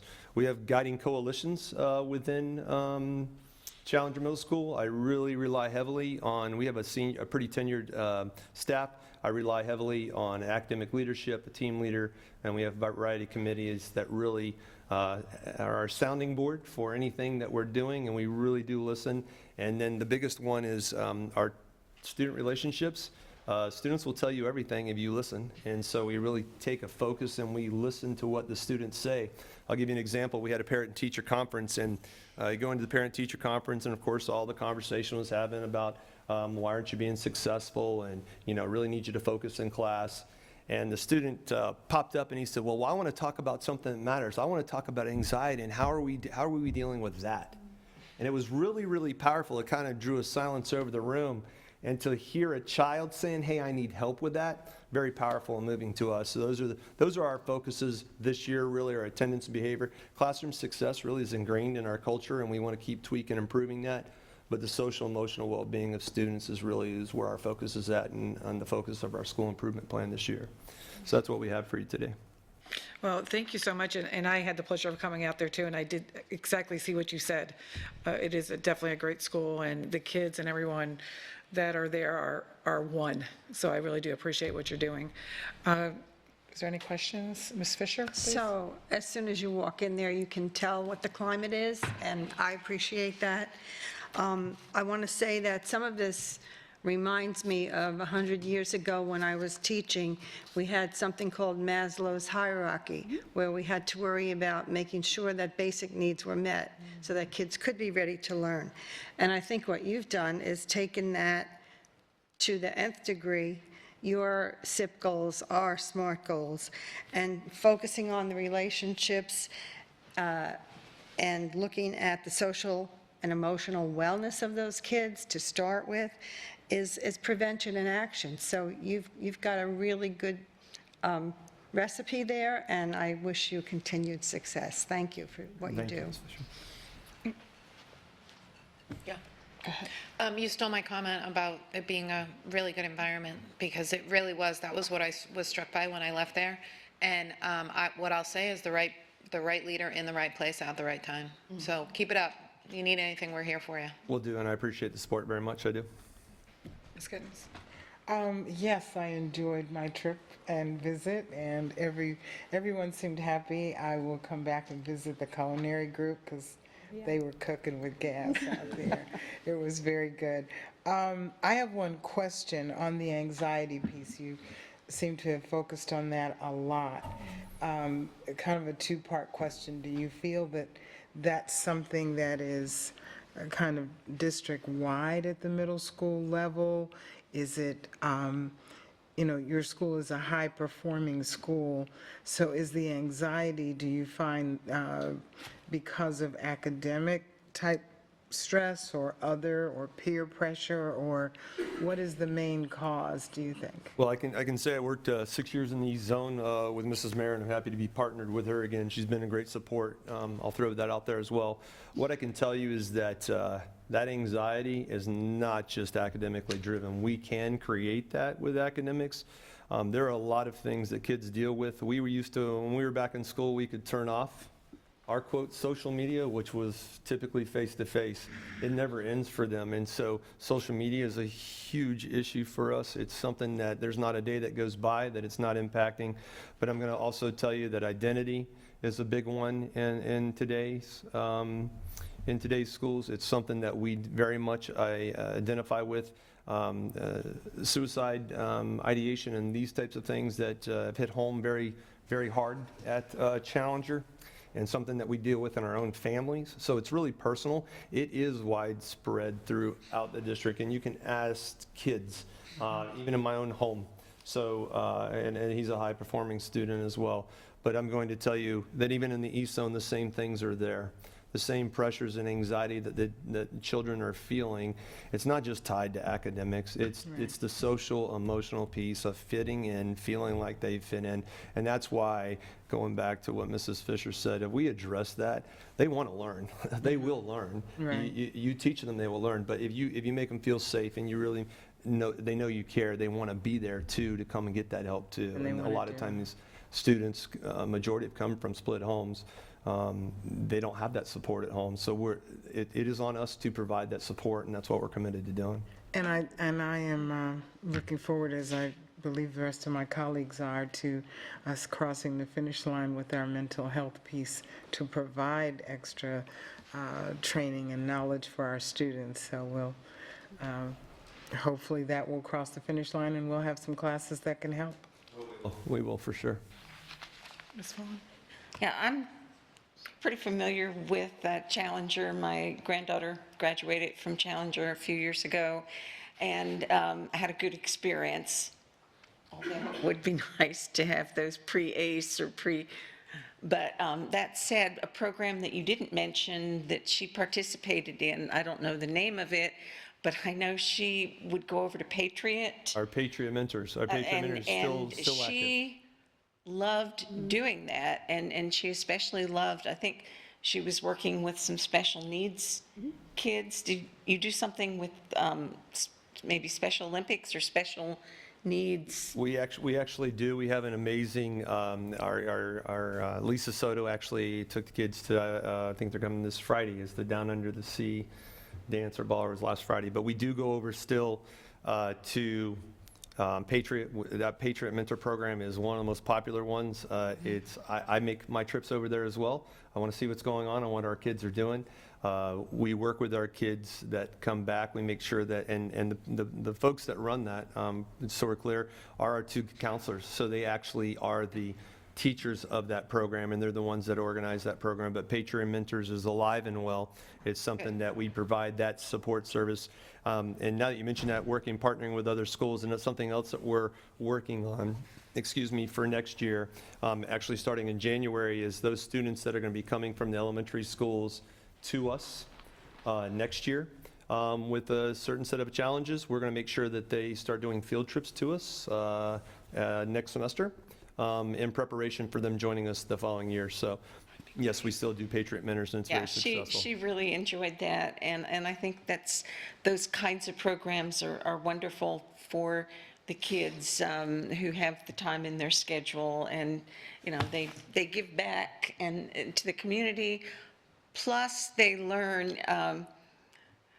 Sometimes some of the kids don't have a real window on the world, let's say, and they see themselves in their particular classes and what they're learning, and I think this makes them more empathetic and helpful, and it's good citizenship training. So absolutely, and I'm glad to hear it's still alive and well, and she did enjoy that program. Absolutely, it sure is, and kudos to Jamie Browder for partnering with us on that. That's something we couldn't do without her, so thank you to her for that.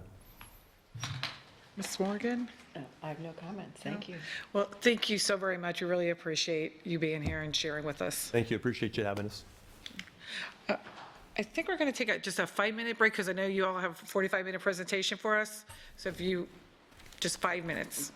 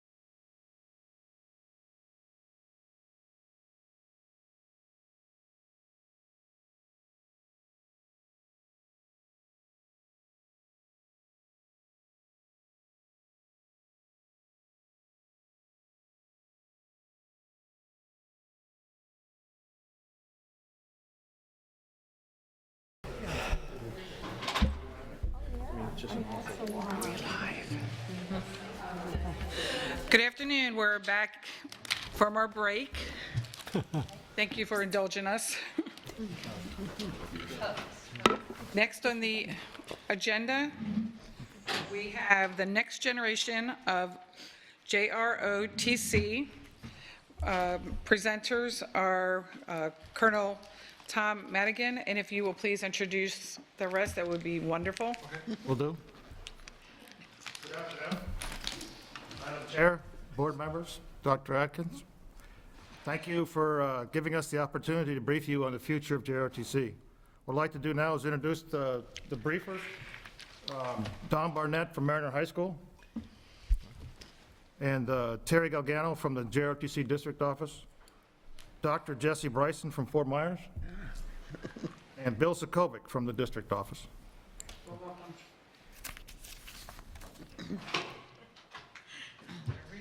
JROTC was started in 1968 at Cypress Lake High School. This is a photo of one of their first ceremonies. Many veterans groups were in attendance. And as you can see, there's also a World War I veteran with the little green hat at the end. Cypress Lake didn't waste any time. They participated in a Fort Myers parade, and this is their photo of their first graduating class. JROTC has come a long ways from the first year. We have become an integral part of the history of the school district of Lee County. This is our agenda for today.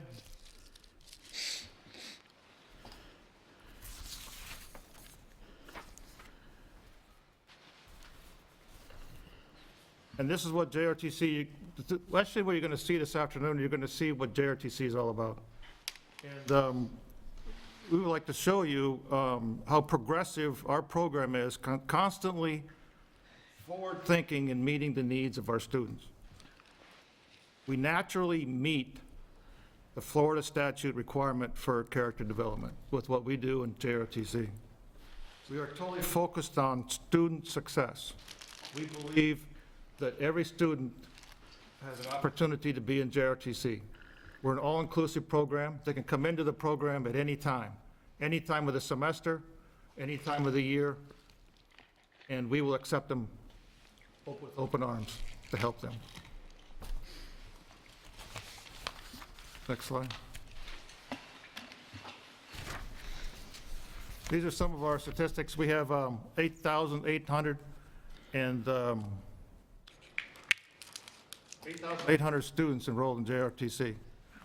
We have 15 JROTC programs, and soon to be 16. That's including the Oasis, the charter school that we also oversee. There's 5 junior leader programs in the middle schools. They are independent programs. They are created by the school, by the principal. We have very little to do with them because we are only focused on the high school, and the junior leader programs are created by the principals. We have 5. We've helped them get started, but we have very little to do with them. And we track our graduating seniors. We now have the ability to follow up with students after high school. We will also start tracking students after they graduate to see how they're doing and what they're doing. And we feel in order to grow as a JROTC program, we need to know how we've done by what the future is doing. What are the students that graduated, how are they doing after they graduate? And we're going to start tracking that. Now I'll be followed by Don Barnett. Good afternoon. I'm from Mariner High School, senior Army instructor. I'm here to brief the curriculum, but one reason I'm here is the curriculum, which we call version 3, is in a pilot program phase, and Mariner is one of the 43 schools selected by the Army to test pilot with the goal of implementing this curriculum next school year. So the focus of our curriculum is all about the leadership, character development, and soft skills. Early in a freshman or sophomores, let 1, let 2, which I'll go into in a minute, we talk a lot about integration skills, learning skills, thinking skills, and later on, they get to implement those skills as more senior leaders. The update to the curriculum is a multi-year process, and it was put together by not only JROTC instructors and leaders, but a team of educational professionals. That was also true of version 2. This time they've refined it. It makes more sense. It scaffolds better, if you will. The other key component of this is the technology. The lesson plans are now presented in more web-based format, and with these new RF controllers, they look like the old Blackberries. Students can interact with a lesson. So you not only answer questions like A, B, C, D, but you can text answer. And you can do quizzing and formative assessments through the technology. And probably the piece of technology that holds the most potential for where we think technology and education is going is the cadet portal. We call it Smart Cadet. The cadet portal right now that we're test piloting has all of their textbooks on it, all of the lessons we teach them is on it, all of the materials to support the lessons is on it, and interactive gaming is on it. So when I'm teaching a lesson, I can have cadets pull down PDF exercise, for example, as one of the components to participate in the lesson. And right now, they put that into a portfolio that they build in the Google Classroom in their own Google My Drive. So it's exciting. In the future, we're going to have a portfolio in the cloud. They will operate their learning lesson materials in and out of the cloud. So they will be able to reference it anywhere they are. Next slide. So the new core plan, we call it first year, second year, third year, because a student, as Colonel Madigan referred to, can enter anytime. I've had seniors who were first year. For example, the terms personal growth, team building, et cetera, those refer to the chapters. And as you can see, the chapters go across years. So themes and lessons build. LET, if you're not familiar, refers to leadership, education, and training. So between the leadership principles we're teaching, the character principles we're teaching, the training comes in when we actually give them leadership roles and help with staff items. Next slide, please. This is kind of an illustration of one of the chapters, personal growth. So the themes and the terms in the box are themes, right? So the lessons are built on those themes in this particular chapter. So major lessons in Leadership 1 would be like reading for meaning, thinking and learning, thinking maps, self-awareness, personal skills, and Conovers, winning colors. So they understand their personality types. Next slide, please. Another major component that we drive is life after high school and goal setting. We have the cadets do 5-year plans. It was, we have them work these 5-year plans several times a year. It's a living document. They can update it as they go. Year 1 is always the year they're currently in. That does not necessarily refer to their freshman year. So even in your freshman year, the 5th year is your first year after high school. So you start thinking, you mentor and coach cadets, start thinking about what they're going to do after high school. That helps us with their goal setting while they're in high school. We can set their intermediate and short-term goals to build upon whatever they tell us their goal is. So if it's college, we start leaning them that way. for example. I'll be followed by Terry Galgano. Okay, I think it's on. Good afternoon. The Army has contracted with Florida Gulf Coast University for a 4-day residential STEM camp, and we've done this for the last 3 years. Students experience life on campus as a college student. They live in the dorms, they eat in the dining facilities, they work with professors and graduate students, and they tour the campus. The students, while they're in the STEM camp, work on projects in environmental sciences, water quality, forensics, anthropology, engineering, and robotics. They're actual hands-on events. They have the students digging in the dirt for bones of pigs that they buried a year ago. The kids absolutely love, that's their favorite part too, the forensics. We also teach them drown-proofing in the campus pool, and then we have a fun evening for them on the campus beach, where they eat dinner and just relax as students. This event helps the students picture themselves in a college setting and exposes them to possible careers in the STEM field.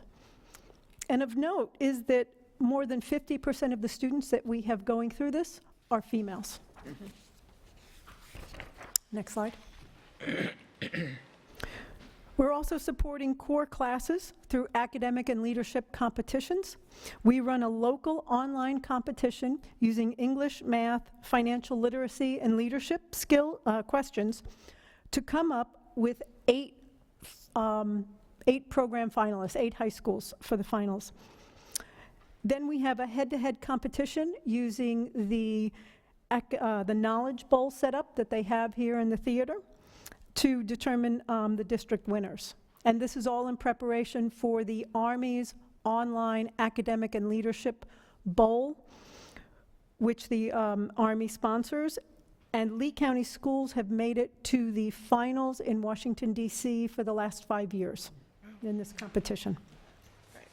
We also organize university trips to USF, FIU, and UT each year for over 450 students. They receive briefings on admissions, financial aid, and campus tours. Next slide. Community Emergency Response Team. How many of you have ever heard of this or are familiar with this program? Okay, good. But let me start by beginning with what CERT is. CERT was designed as a program for adults to prepare them to handle emergencies in their local community or their neighborhood. In Florida, we worry about hurricanes, tornadoes sometimes. And here in Lee County, the EMS has partnered with the fire departments to train adults in community emergency response teams in local neighborhoods. And they've only trained adults. JROTC at the national level has partnered with FEMA, which sponsors the CERT program, and has given us the curriculum for teams, which is about a 20-hour program of classroom and hands-on training.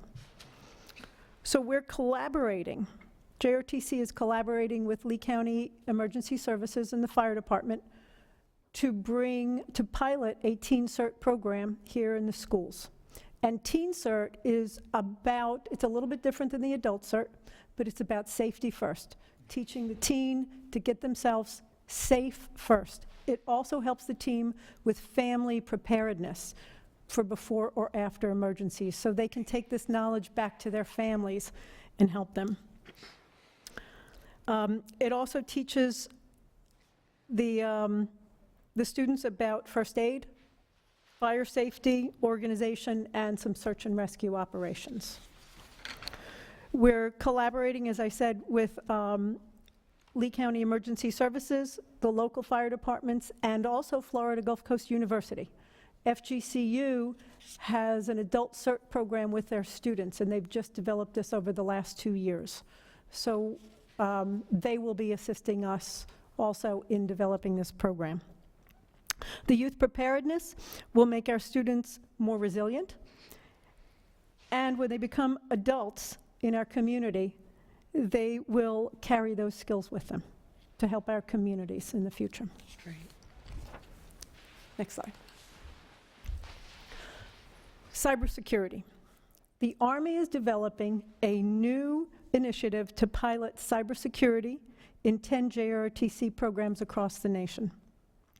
It will start in SY 2020, and it consists of about 90 hours of curriculum and also involves instructor training in cybersecurity.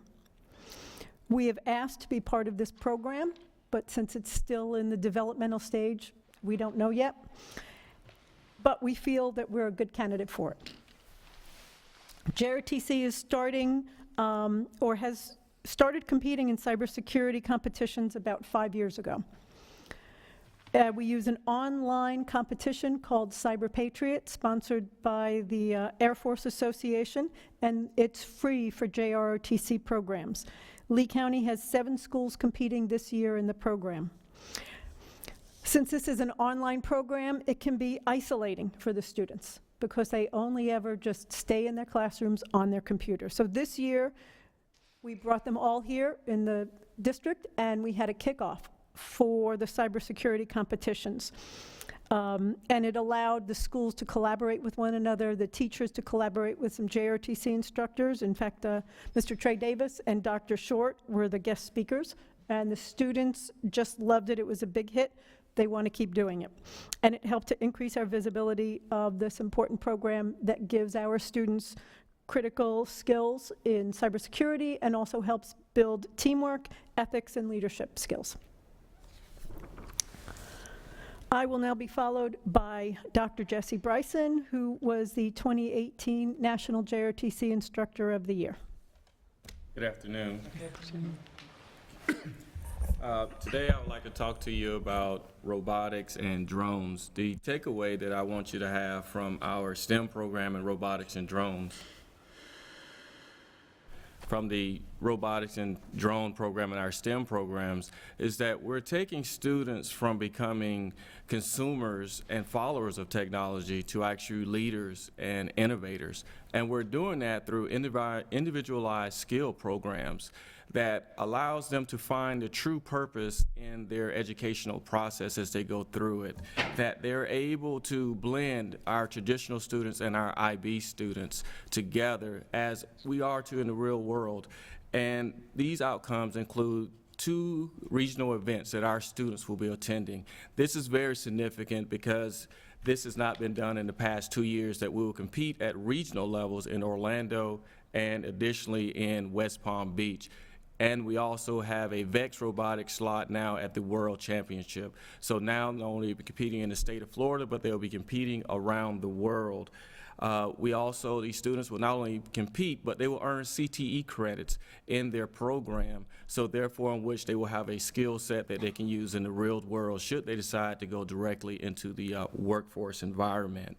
Our drone program is allowing students to fly high. And when I say that, our students are no longer looking up at the sky and wondering if they could, where that plane is going, but now they're looking at saying, I want to drive that plane and take it to the next level. One of the most exciting things is seeing these individuals actually qualify for ground school. In addition to that, they can earn a certification in that particular program. And many of our students have gone on while they're still in high school and earn internships working for real estate agencies and so forth and flying drones. So they're seeing the immediate impact and the long-term outcomes of being in our different programs that we are offering.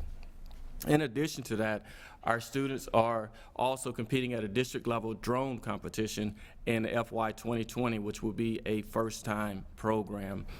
The sustainment of this program is actually based on those students in high school. So we believe that it just doesn't start and begin in high school, but we're going down to the elementary school. We're planning in 2020 to actually pilot at Franklin Park Elementary School and also at Fort Myers Middle School, where we feel those resources will be most needed and the impact of our students can be greatly affected and impacted. These together are creating the pathways for our students to have a successful education, also a successful future, and creating a 21st century workforce.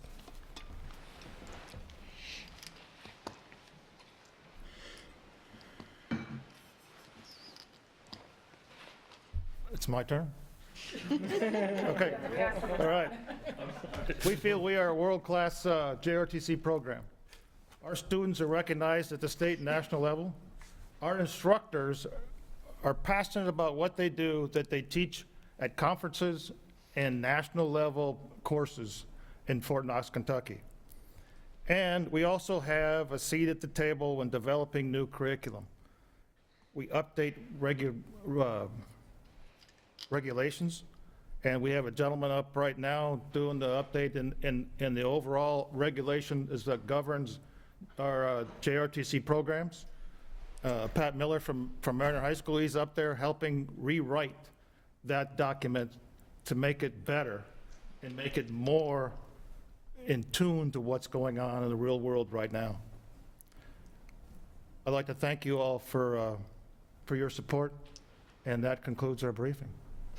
What are your questions? Wow, you're doing a lot. Let's see, Ms. Vaughn, do you have any questions? Yeah, I'll probably have more. I was formulating them, but one thing I was curious about, actually two things. What percentage of your students actually go into either service academies or college ROTC programs? Do you have any idea? We have 53% attend college. Right. Of that 53%, about 20% are going on ROTC scholarships. And are some of them going through and becoming officers and Yes, ma'am. from those? And I know it's really difficult to get into a service academy. Have you had any, I bet you have had students go into our service academies? Yes, ma'am, we average about one a year. That's great. And the other thing I had noted as I was looking at some of the pictures, just anecdotally from having taught at Estero High School for a while, and also organization that I'm with for our gala every year, we've opened our program. We've had cadets from both South Fort Myers and Cypress Lake in prior years. There seems to be a fair number of students, of minority students. I think for a lot of them, it's really a great stepping stone. Do you have any idea on the ethnic, racial breakdowns on? I think we're about even with the school district population. We track that annually, and when we look at it, there doesn't seem to be a big difference. So it's pretty much reflective, like a microcosm of our demographics as Yes, ma'am. a district. Both for gender and Yeah, race. and as a matter of fact, I work with a Haitian group, and I know last year we had a young lady from South Fort Myers that was a Haitian student that was, I think she was the head of her, her Italian brigade. Italian, okay, I couldn't think. Yeah, and to me, for some of our students that,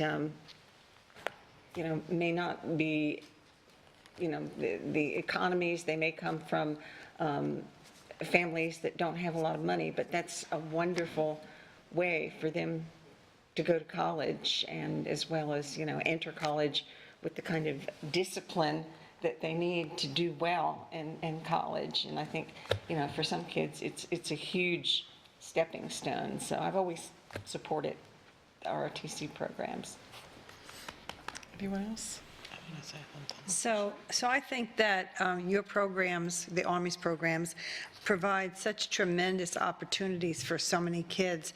And I think it's a roadmap that we could use universally throughout our school system.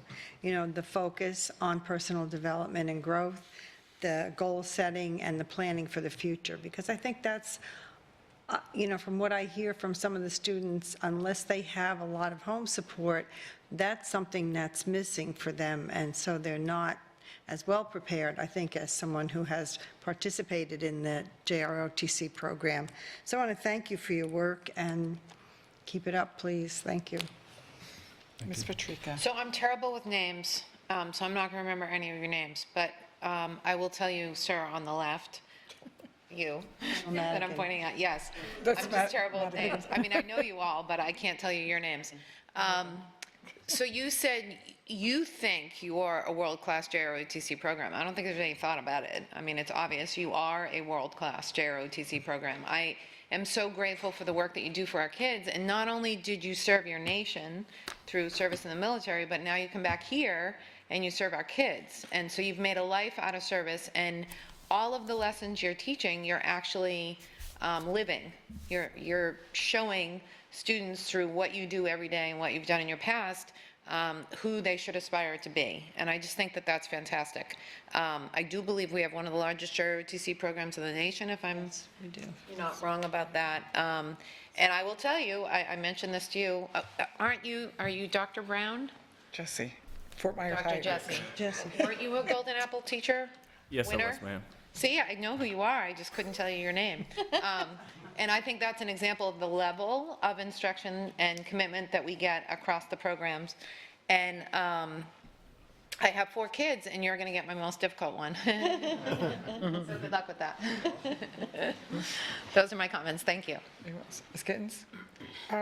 3 quick questions. One, you said you do a follow-up after high school. That's something that I have dreamed of for us to be able to do. You know, our goal is to see all students achieve, but we don't always know what that is because we can't follow it up. So how does that work? Is it a program? Is it a process they sign into? Just briefly, what is that about? How do you do that? Well, it's a process that we're starting this year with last year's graduates, that we'll just contact them with a survey, and hopefully we get responses back. You know how difficult it is, but we feel that that we have enough, that we've worked enough with them to have a relationship with them after. The district, in fact, we got those older pictures from our JROTC alumni, this Facebook page. I was just going to say, Facebook is the thing to keep up with them. That's right. The school district supports us with that. Okay, and when you talked about the technology and the equipment and things that you have, is all of that provided by the Army? I mean, by those? Yes, ma'am. Okay, awesome. And the last thing is, what is serious gaming? Serious gaming? Serious gaming. An example of that is when we teach first aid, for example, in second year, there's actually a pretty cool scenario where you come up on an accident scene or car accident, and the kids can identify and prioritize the casualties on scene. So you bring those games in after you've taught some lessons and done some practical exercises and those things. It'll play well with CERT, for example. Oh, okay. So it's not advanced Pac-Man or something? No. No, but you can actually move. Pac-Man, yeah. You can actually move around the car and see different angles. Oh, okay. And it's very cool. Oh, as far as- digitally you're doing Yes. this? Oh, okay. Like you assess the casualties and you go around to them and then you prioritize who you would Who you take care lend of aid first to. Awesome. Thank you so much. You guys are really, really good. I visited Cypress High School, ROTC, and they took me in the room with the robot. Made the mistake of giving me the controls. But it was fun anyway. Thank you again for what you do. Ms. Morgan? Yeah, so I've sort of slowly gotten to know you all. I think my first introduction to JROTC, I was visiting a high school, and shame on me, I can't remember which high school. Principal introduced me to the instructor at the high school and said, we're using the JROTC program to create a leadership program for all of our students because what you all are teaching in that program it has value for every single child. And since then, you know, I learned, for example, this thing about what do you want to do and what is your plan? And it's like, so we should be doing this with all the kids, and that's really what you're doing. I love your new core plan for identifying how leadership grows and the skills you acquire as you develop leadership. And I love that you're leading in robotics and cybersecurity, because it's my sense that the military really plays a leading role in science with respect to developing new technologies, et cetera. So you're sort of helping us lead here in public education at the local level. So every time I meet with one of you, I'm excited by something I learn. I love what you do. I think you're doing great stuff for our kids. So thank you all for what you're doing. Okay, I have a couple questions. First of all, I appreciate you all. My brother's in the Army, been in there for 100 years. My nephews are all in the Army, so we're kind of like the Army branch. My question is, if we have 800, what is it, 8,080? 800. 8,800 students, but we can only have 120 students go to the FGCU camp. How are those 120 chosen to go to that? Is it an application or? Right now, it's just an application. We started off with 40 students the first year because that's what we felt we could get from the kids. And then we went to 80, and now we're over 100. Okay. The Army puts a limit on the number of students that we can attend. But we also run an adventure camp simultaneously that we bring 300 students to. Okay. So the plan is they can go to an adventure camp or the STEM camp this year or maybe next year. But it's, we haven't had to turn kids away from the STEM camp at this point. Oh, that's good. I was just wondering, because I was looking at that huge number, and it's like 120 is what's happening to the other kids. And then the other, I'm going to use the candidate 5-year plan on all my kids, too. I think that's great. All my grandchildren, because they need to know where they're at in 5 years. Heck, we all need to know that. So I think that's great. And then the Cyber Patriot competition, that's only for the JROTC, or, because I think Dunbar does that too, right? But I don't think that's. Yes, ma'am, there's an open division also. Okay. It's free for JROTC. The open division, you can do it for free if you're a Title I school, and Lee Hughes in the grants department can also get that fee paid. But there is an open division for anybody who wants to join. Perfect. Thank you so much. Does anybody else have any other questions or comments? Oh, just thank you. Dr. Atkins, you good? Thank you. Good. Thank you They're so awesome. much. Yeah, they are awesome. Appreciate what you do. Okay, so moving on. Business services, we have none. Human resource, nothing. Information system. The next is public comments. Do we have anybody here that would like to speak? We have no blue cards. Okay, either. so seeing none, we will close it. Yes. Thank you. Okay, board member comments. Ms. Fisher? I have no comments right now. I'm going to save them for later. Thank you. Ms. Morgan? Oh, I have no comments either, other than I will follow up on my comment about San Carlos and the e-learning walk. I don't know if any of you have done the e-learning walk. I tried to do it last year and wasn't able to. But I'm beginning to realize, in my 7th year on the school board, that it's not just visiting the school and saying hello and shaking hands. It's, this experience with the e-learning walk was totally unexpected, but it taught me more about some of the things that the Academic Services Department is doing, professional development is doing, than sometimes just sitting here and listening to the presentation. So I'm just saying, for me, it was sort of an aha moment, and I encourage you, when you talk about visiting schools, to make it not just about the school itself, but how in practice they are doing what we are learning about, particularly with respect to identifying individual classroom needs, staff development, that kind of thing. So that would be my comment for today. Thank you. Thank you. Ms. Vaughn? No comments at this time. Ms. Gittens? No, just, well, I guess just to say too that it's good to see what all the schools are doing and give them an opportunity to showcase what they are working on, what we're looking forward to with their students. And my other comments will be for tonight. Patrica? Isn't it cool, Miss Morgan, when you stumble across a learning opportunity and you're like, oh, this is why I do this? Exactly. It sounds like that's what you Exactly. had. That's what it was, yes. That's it for me. Ms. Fisher, you had something else to say? So I just wanted to piggyback on what Ms. Morgan said. So recently, some of our legislators have had opportunities to visit the schools and view the programs and interact with the kids and the teachers. And that has been, the reaction about that has been tremendous. So I would encourage people, when you visit schools, to do more of that, visit a specific class or get involved in an activity, because that's when you really see the work, in action. So that's Thank you.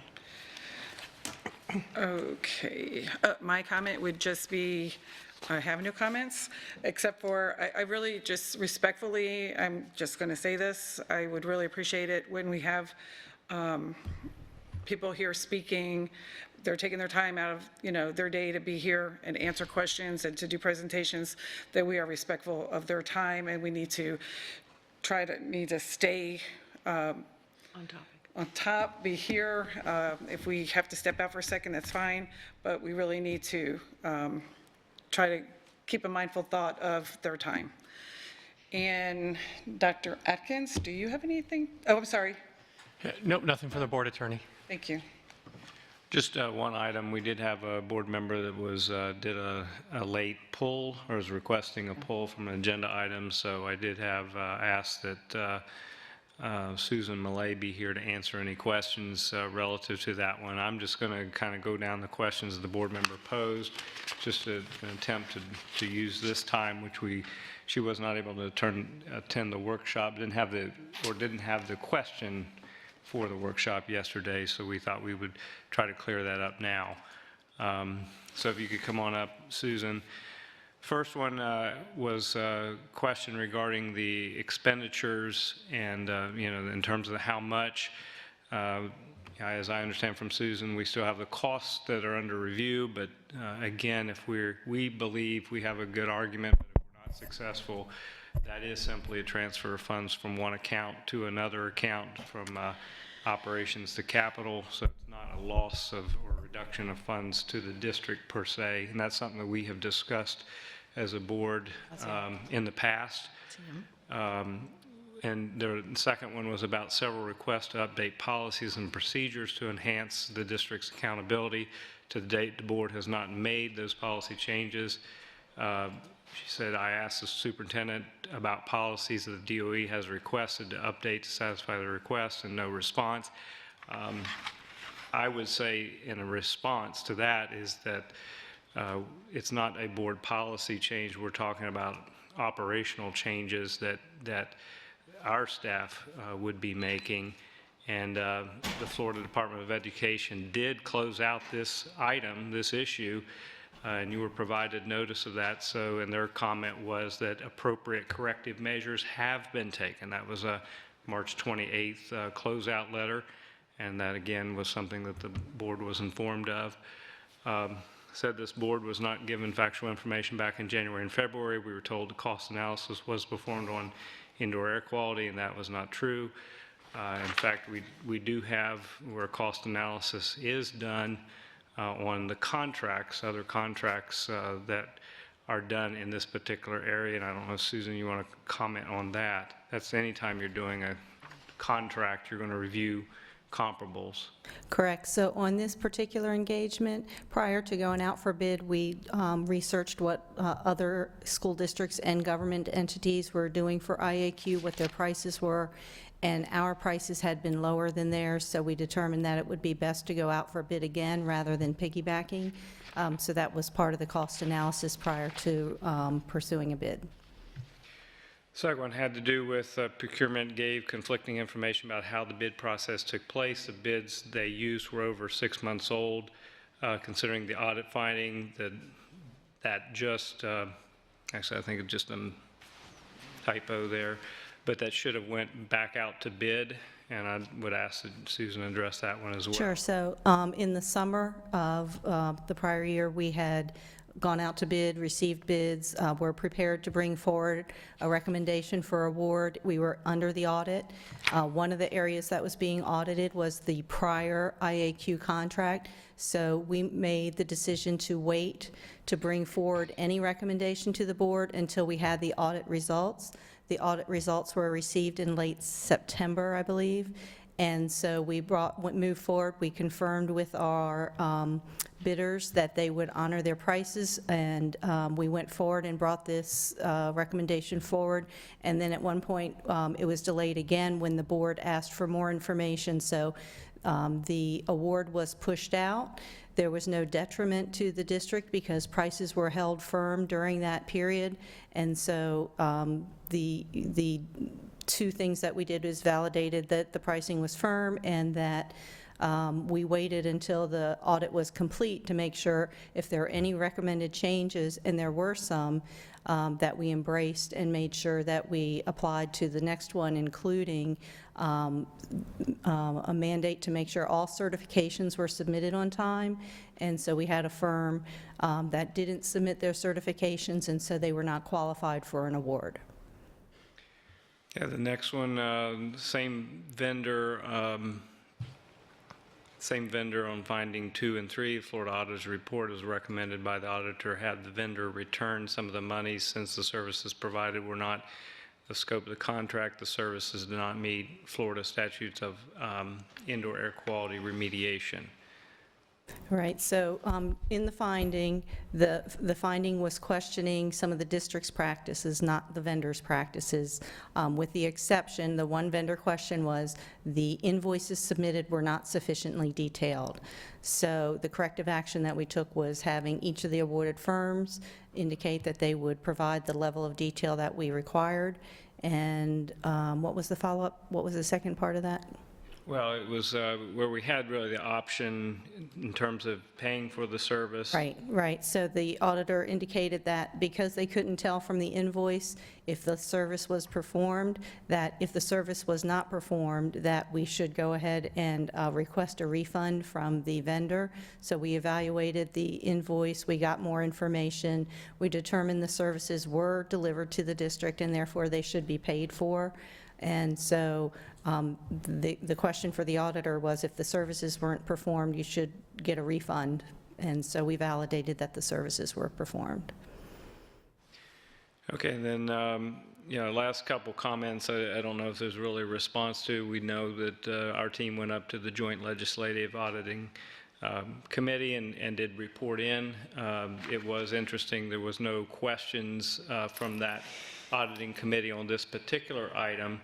The majority of those questions seem to be around the timekeeping and that type of thing, and I think we're aware with lead clock and everything that we're doing there. In fact, Dr. Desimores is still working with our current auditors to satisfy that. We hope to be able to even make some changes to our process to make it a little even easier on our teachers, because now, our teachers are using the lead clock to clock in and clock out.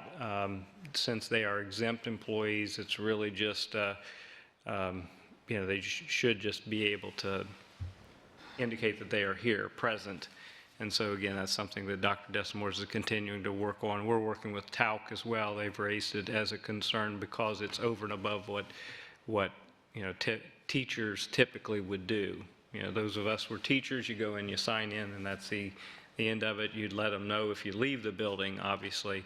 But to satisfy the original finding, we do a clock in and clock out, but we think we may be able to make some reports that will allow us to just go back to the original way we were doing things, or a close piece to what we were doing before. Ms. Vaughn? Yeah, okay, so the contract is not up for renewal until February 2020, right? Correct, yes, this is the approval of the expenditure. Right, at the end of February, as a matter of fact. Do we normally go out several months ahead on this? I remember this from about a year ago, January. January of this past year. And I know that there were a lot of questions, and I do remember getting that cost analysis, which still has left some questions in my mind, because there were things on the cost analysis, and I'm not sure, I pulled up a bunch of papers today from a folder at home, and I specifically remember going over many of those, and that, frankly, I'm a little skeptical about one of these particular vendors, because of a myriad of difficulties with it, including some questions about the integrity of one of the owners. So my jury is still out. I appreciate your coming to answer the questions, but I do remember very specific questions about this contract last year, and it makes me wonder, we weren't recently briefed on this, which we normally are. Well, no, again, because what you're doing here is you've already approved a 3-year contract. Right. This is simply the approval of the extension. expenditure. No, I understand that, but. And we don't typically brief every annual expenditure approval. In fact, we usually don't. Doing something kind of out of the ordinary right now in going through this at this point, and also looking to renew a February contract a couple months. I'm just wondering if there's another reason why we're. Yeah, I'd like to address that. Well, the only reason that we're here right now is because a board member raised the question. Right. Right, so Mrs. Vaughn, you may recall that one of the questions that you asked the beginning of this calendar year was that we not bring something forward when you were going to vote on it at the same time, right? Okay. So what we do is we prepare about 120 days in advance. We determine if we're going to rebid a project, which is not what this is all about. But our cycle to be proactive and to have everything flow is to have we're coming up on the holidays where we can't advertise, we can't do things, so it makes sense to pull and have everything to the board in ample time for you to ask questions, make decisions, and then if you give us direction, we would still have time to make a change. The second part is, Dr. Atkins is absolutely correct. We awarded a base contract for 3 years. This is not a renewal. This is not an extension. There's no request for any action for the board other than to fund it, because legally we are required to fund projects no more than a year.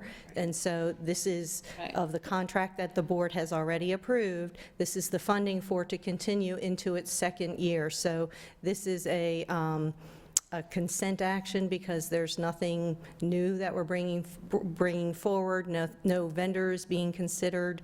And I will say that if there are any concerns with integrity or performance of any vendor, it has not reached the contracts area, which it currently is the procurement department, and we're going to be getting some help from our attorney's office here to have a contracts attorney. And so anytime there's an issue, it is escalated through the procurement office, through professional standards, and you may recall that a lot of the visibility about this issue last year was that quasi-anonymous letter that was presented right when this was coming forward, which appeared to, gave the appearance of trying to prevent one of the vendors from receiving an award, and that was found with no merit. So we're not aware of any in low integrity or inappropriate or unprofessional or incomplete work or any other problems with any of the work that's been performed this year since the contract's been awarded with any of the contractors. Okay, and fair enough, because I did make that statement last year, so I am glad that you're being proactive on it, so that's a good thing. But I do have a couple reservations about the performances and the number of questions, an inordinate number of questions that have come up over this in the past year that haven't seemed to come up about other vendors. It just always seems to focus on this. So that's my only comment on it. I was just going to say, though, if you read on like March 28th for the audit finding, they did state appropriate corrective measures taken to resolve findings. Yeah, So that was done. I'm very familiar with all of that, and I was we were all very involved in, outside the board dais, so one-on-one meeting and some discussions. So I'm bringing it forward at this point because I was involved in some very specific conversations. I have 2 questions, please. So, Dr. Atkins, I wasn't, thank you for bringing, and Ms. Millay, thank you for being here, because I appreciate being able to have the conversation in a more relaxed environment. You kind of went a little bit quickly through the first question. We may have to restore the expenditures from operating to capital, those questionable expenditures, and therefore will result in the district receiving less money this 2019-20 fiscal year. We will not receive less money. This is just a moving of money from one pot to another, but they're not going to ding us on our FP. They're not going to ding us on the amount of money that they give us. That this is not a net negative result for the district, correct? That's correct. Okay. And then, And again, that was covered in a great deal of detail with this board. no, I know. That's why when I read it, I thought I was in, just an alternate universe there for a moment. And then I agree with you, Ms. Vaughn, if we want to look at a cost-benefit analysis, that's something that we as a board should decide to do. But that, to me, doesn't impact tonight's vote, because if we do a cost-benefit analysis and we decide it's cheaper to bring this in-house, we can't do it tomorrow. So we've got to keep these services going while we put the proper things in place. So if this board decides to take a deeper dive and you want a different kind of cost-benefit analysis and you want to have a workshop and want to have a discussion about it, that's great, we can do that. And I will say you're right, that an inordinate number of questions have come up surrounding this. And I'm not saying whether I'm supporting. I'm not done. Yeah. I'm not done. And every single one of them has been answered to my satisfaction. Okay. Every single one of them. The fact that people ask questions and raise issues and try to cause problems doesn't mean there is one. And that's how I feel about this situation. So I will be supporting the motion or the agenda item tonight. Those are my comments. Thank you. Ms. Fisher? So when I read this, which was addressed to Dr. Atkins and to me as the board chair, I asked Dr. Atkins to bring it up again because I'm concerned that there's sometimes a misunderstanding, and we are rehashing and perseverating on things that have been clearly covered by staff to this whole board numbers of times. And this is for an expenditure, not for an approval of or renewal of a contract. And the timeliness between the holidays and the fact that there was a request from at least, 1 or 2 board members to not bring it all at once. So I was kind of stumped, and I thought we needed to bring this conversation to the table because I really would like to encourage all of us to do our homework and to listen when explanations are made. If we need to keep notes, we can do that. But bringing this up again and again is counterproductive. And with the amount of business that we have to conduct in this district, and with the responsibilities that we have as oversight and policymakers, it's taking away time that is not necessary, and it really is inhibiting our ability to do the job the way we need to be doing it. Ms. Vaughn, please. Yeah, I appreciate what you say, Ms. Fisher, but just for the record, I don't appreciate being lectured. I fully understand what the job is, and I haven't said whether I'm supporting this or not. What I'm saying is there were lots of issues with this particular company, and since it was brought up by another board member, I just decided to weigh in and give my opinion on it. And all of us here on this dais have the right to do that and to express how we feel. And again, I have not said if I'm supporting or not supporting, but I really do not appreciate a lecture. Thank you. Jordan, may I respond? Yes, Yes, please. and I did not intend any disrespect, and I did not intend for that to be a lecture. I was just trying to suggest that maybe we need to do our due diligence a little bit more carefully when it comes to fact-finding, and that was my only intent. Ms. Gittens. Did you have Ms. Gittens? Okay. Okay, our intent as a governance board is to try to work together, and part of that means, if you all read what I sent out from the diversity and inclusion newsletter, I did talk about being able to listen to and accept the thoughts of others. I think it's counterproductive to make statements in public such as trying to cause problems. If someone has a question or an issue that you disagree with,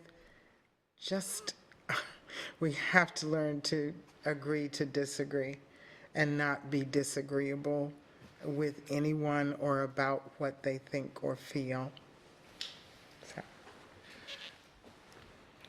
Mrs. Fisher? So, and if there are specific issues and we're at the table, please bring them up so everyone can clearly understand what the intent is. I mean, rather than insinuating that there are multiple issues with particular vendors. I'm not sure I understand exactly what you're referring to. Isn't that why it was brought up?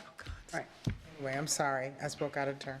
No, and I was more addressing this to Mrs. Vaughn. Right, that wasn't about you. Well, I gave my comments, I gave my opinions, and I feel like there has perhaps been an effort to persuade Mrs. Giovanelli to not bring this forward as a pull tonight. Well, my intention was to hopefully answer for all the board questions that Mrs. Giovanelli raised. Hopefully, we have done that. The only other thing I would like to add is there's a couple different cost analysis. One would be the cost-benefit of analysis of doing it in-house versus outside. That's not what we're talking about here. This was, when she did the cost analysis, we're talking about contracted services from across, different vendors. And that helped them arrive at this recommendation. Unless there are any other questions about that, I want to move on to the next thing. No, I don't have a question. I just feel like you can't win for losing. You bring the information to us as a board, you provide us information in a weekly board update, and it's being misinterpreted, or in my estimation, being misinterpreted as trying to pressure someone into not bringing a poll. I mean, the item's going to be polled, but we've all had the opportunity to receive the information at the same time, ask questions, hear each other's responses, and I think that that's what this board's been asking you for. So I appreciate, like I said at the beginning, I appreciate the fact that you did it this way, and Susan's here for me to look her in the eye, ask her the questions I need to ask her, and I just feel like you can't win for losing. Thank you.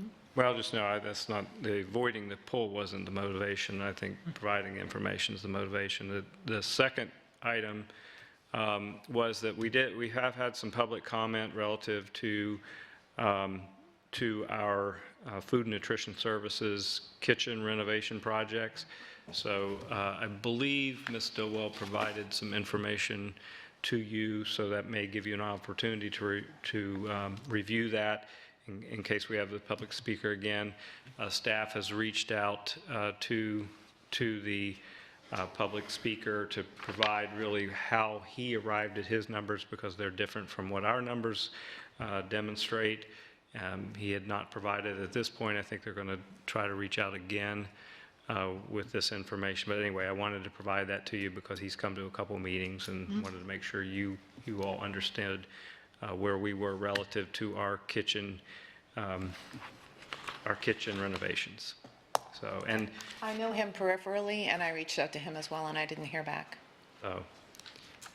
The last thing, just to end on a good note, I appreciate you all represented up in FASBA last week, and I felt Lee County was well represented, not only by the school board, but also by many of our amazing staff members that gave presentations. So I appreciate that. I did not attend, but I think that time spent here was really good time. I got an opportunity to spend some time with out in schools with teachers and kids, which was fun. And you mentioned about Senator Benaquisto. I think that the experience at Gulf Elementary, Dunbar High School, and Paul Lawrence Dunbar Middle School was a fantastic experience, and you were also represented at the luncheon, which was a good event as well. So thank you for allowing me to hang out here, but I think it was time well spent because we were super represented up there. So, and that's all my comments. Is there anything for the good of the order? Seeing none, oh, happy anniversary. Oh, thank you. You and Teresa. Thank you. That was yesterday. Oh, happy anniversary. And I'm sorry, Ms. Fisher? Yes, I do have a good of the order. So we have our decorations for Friday for this Christmas song, and hopefully we'll have an opportunity to just listen to it and read over the words again. Does anyone want them printed out, or are they okay? I know you don't. Anyways. I'm not going to sing anyways. I'm going to mouth the words. Oh, but she's going to lip sync. a priest told me once that I should sing extra loud to make God sorry for the voice he gave me. I swear to you, that's a true story. I swear to you. Shame on him. So I'm not going to sing. Okay. Well, so. I'll dance. We're looking forward to that. And you don't have to wear an elf suit if you don't want to. Anyone else? Seeing none, meeting's adjourned. Thank you.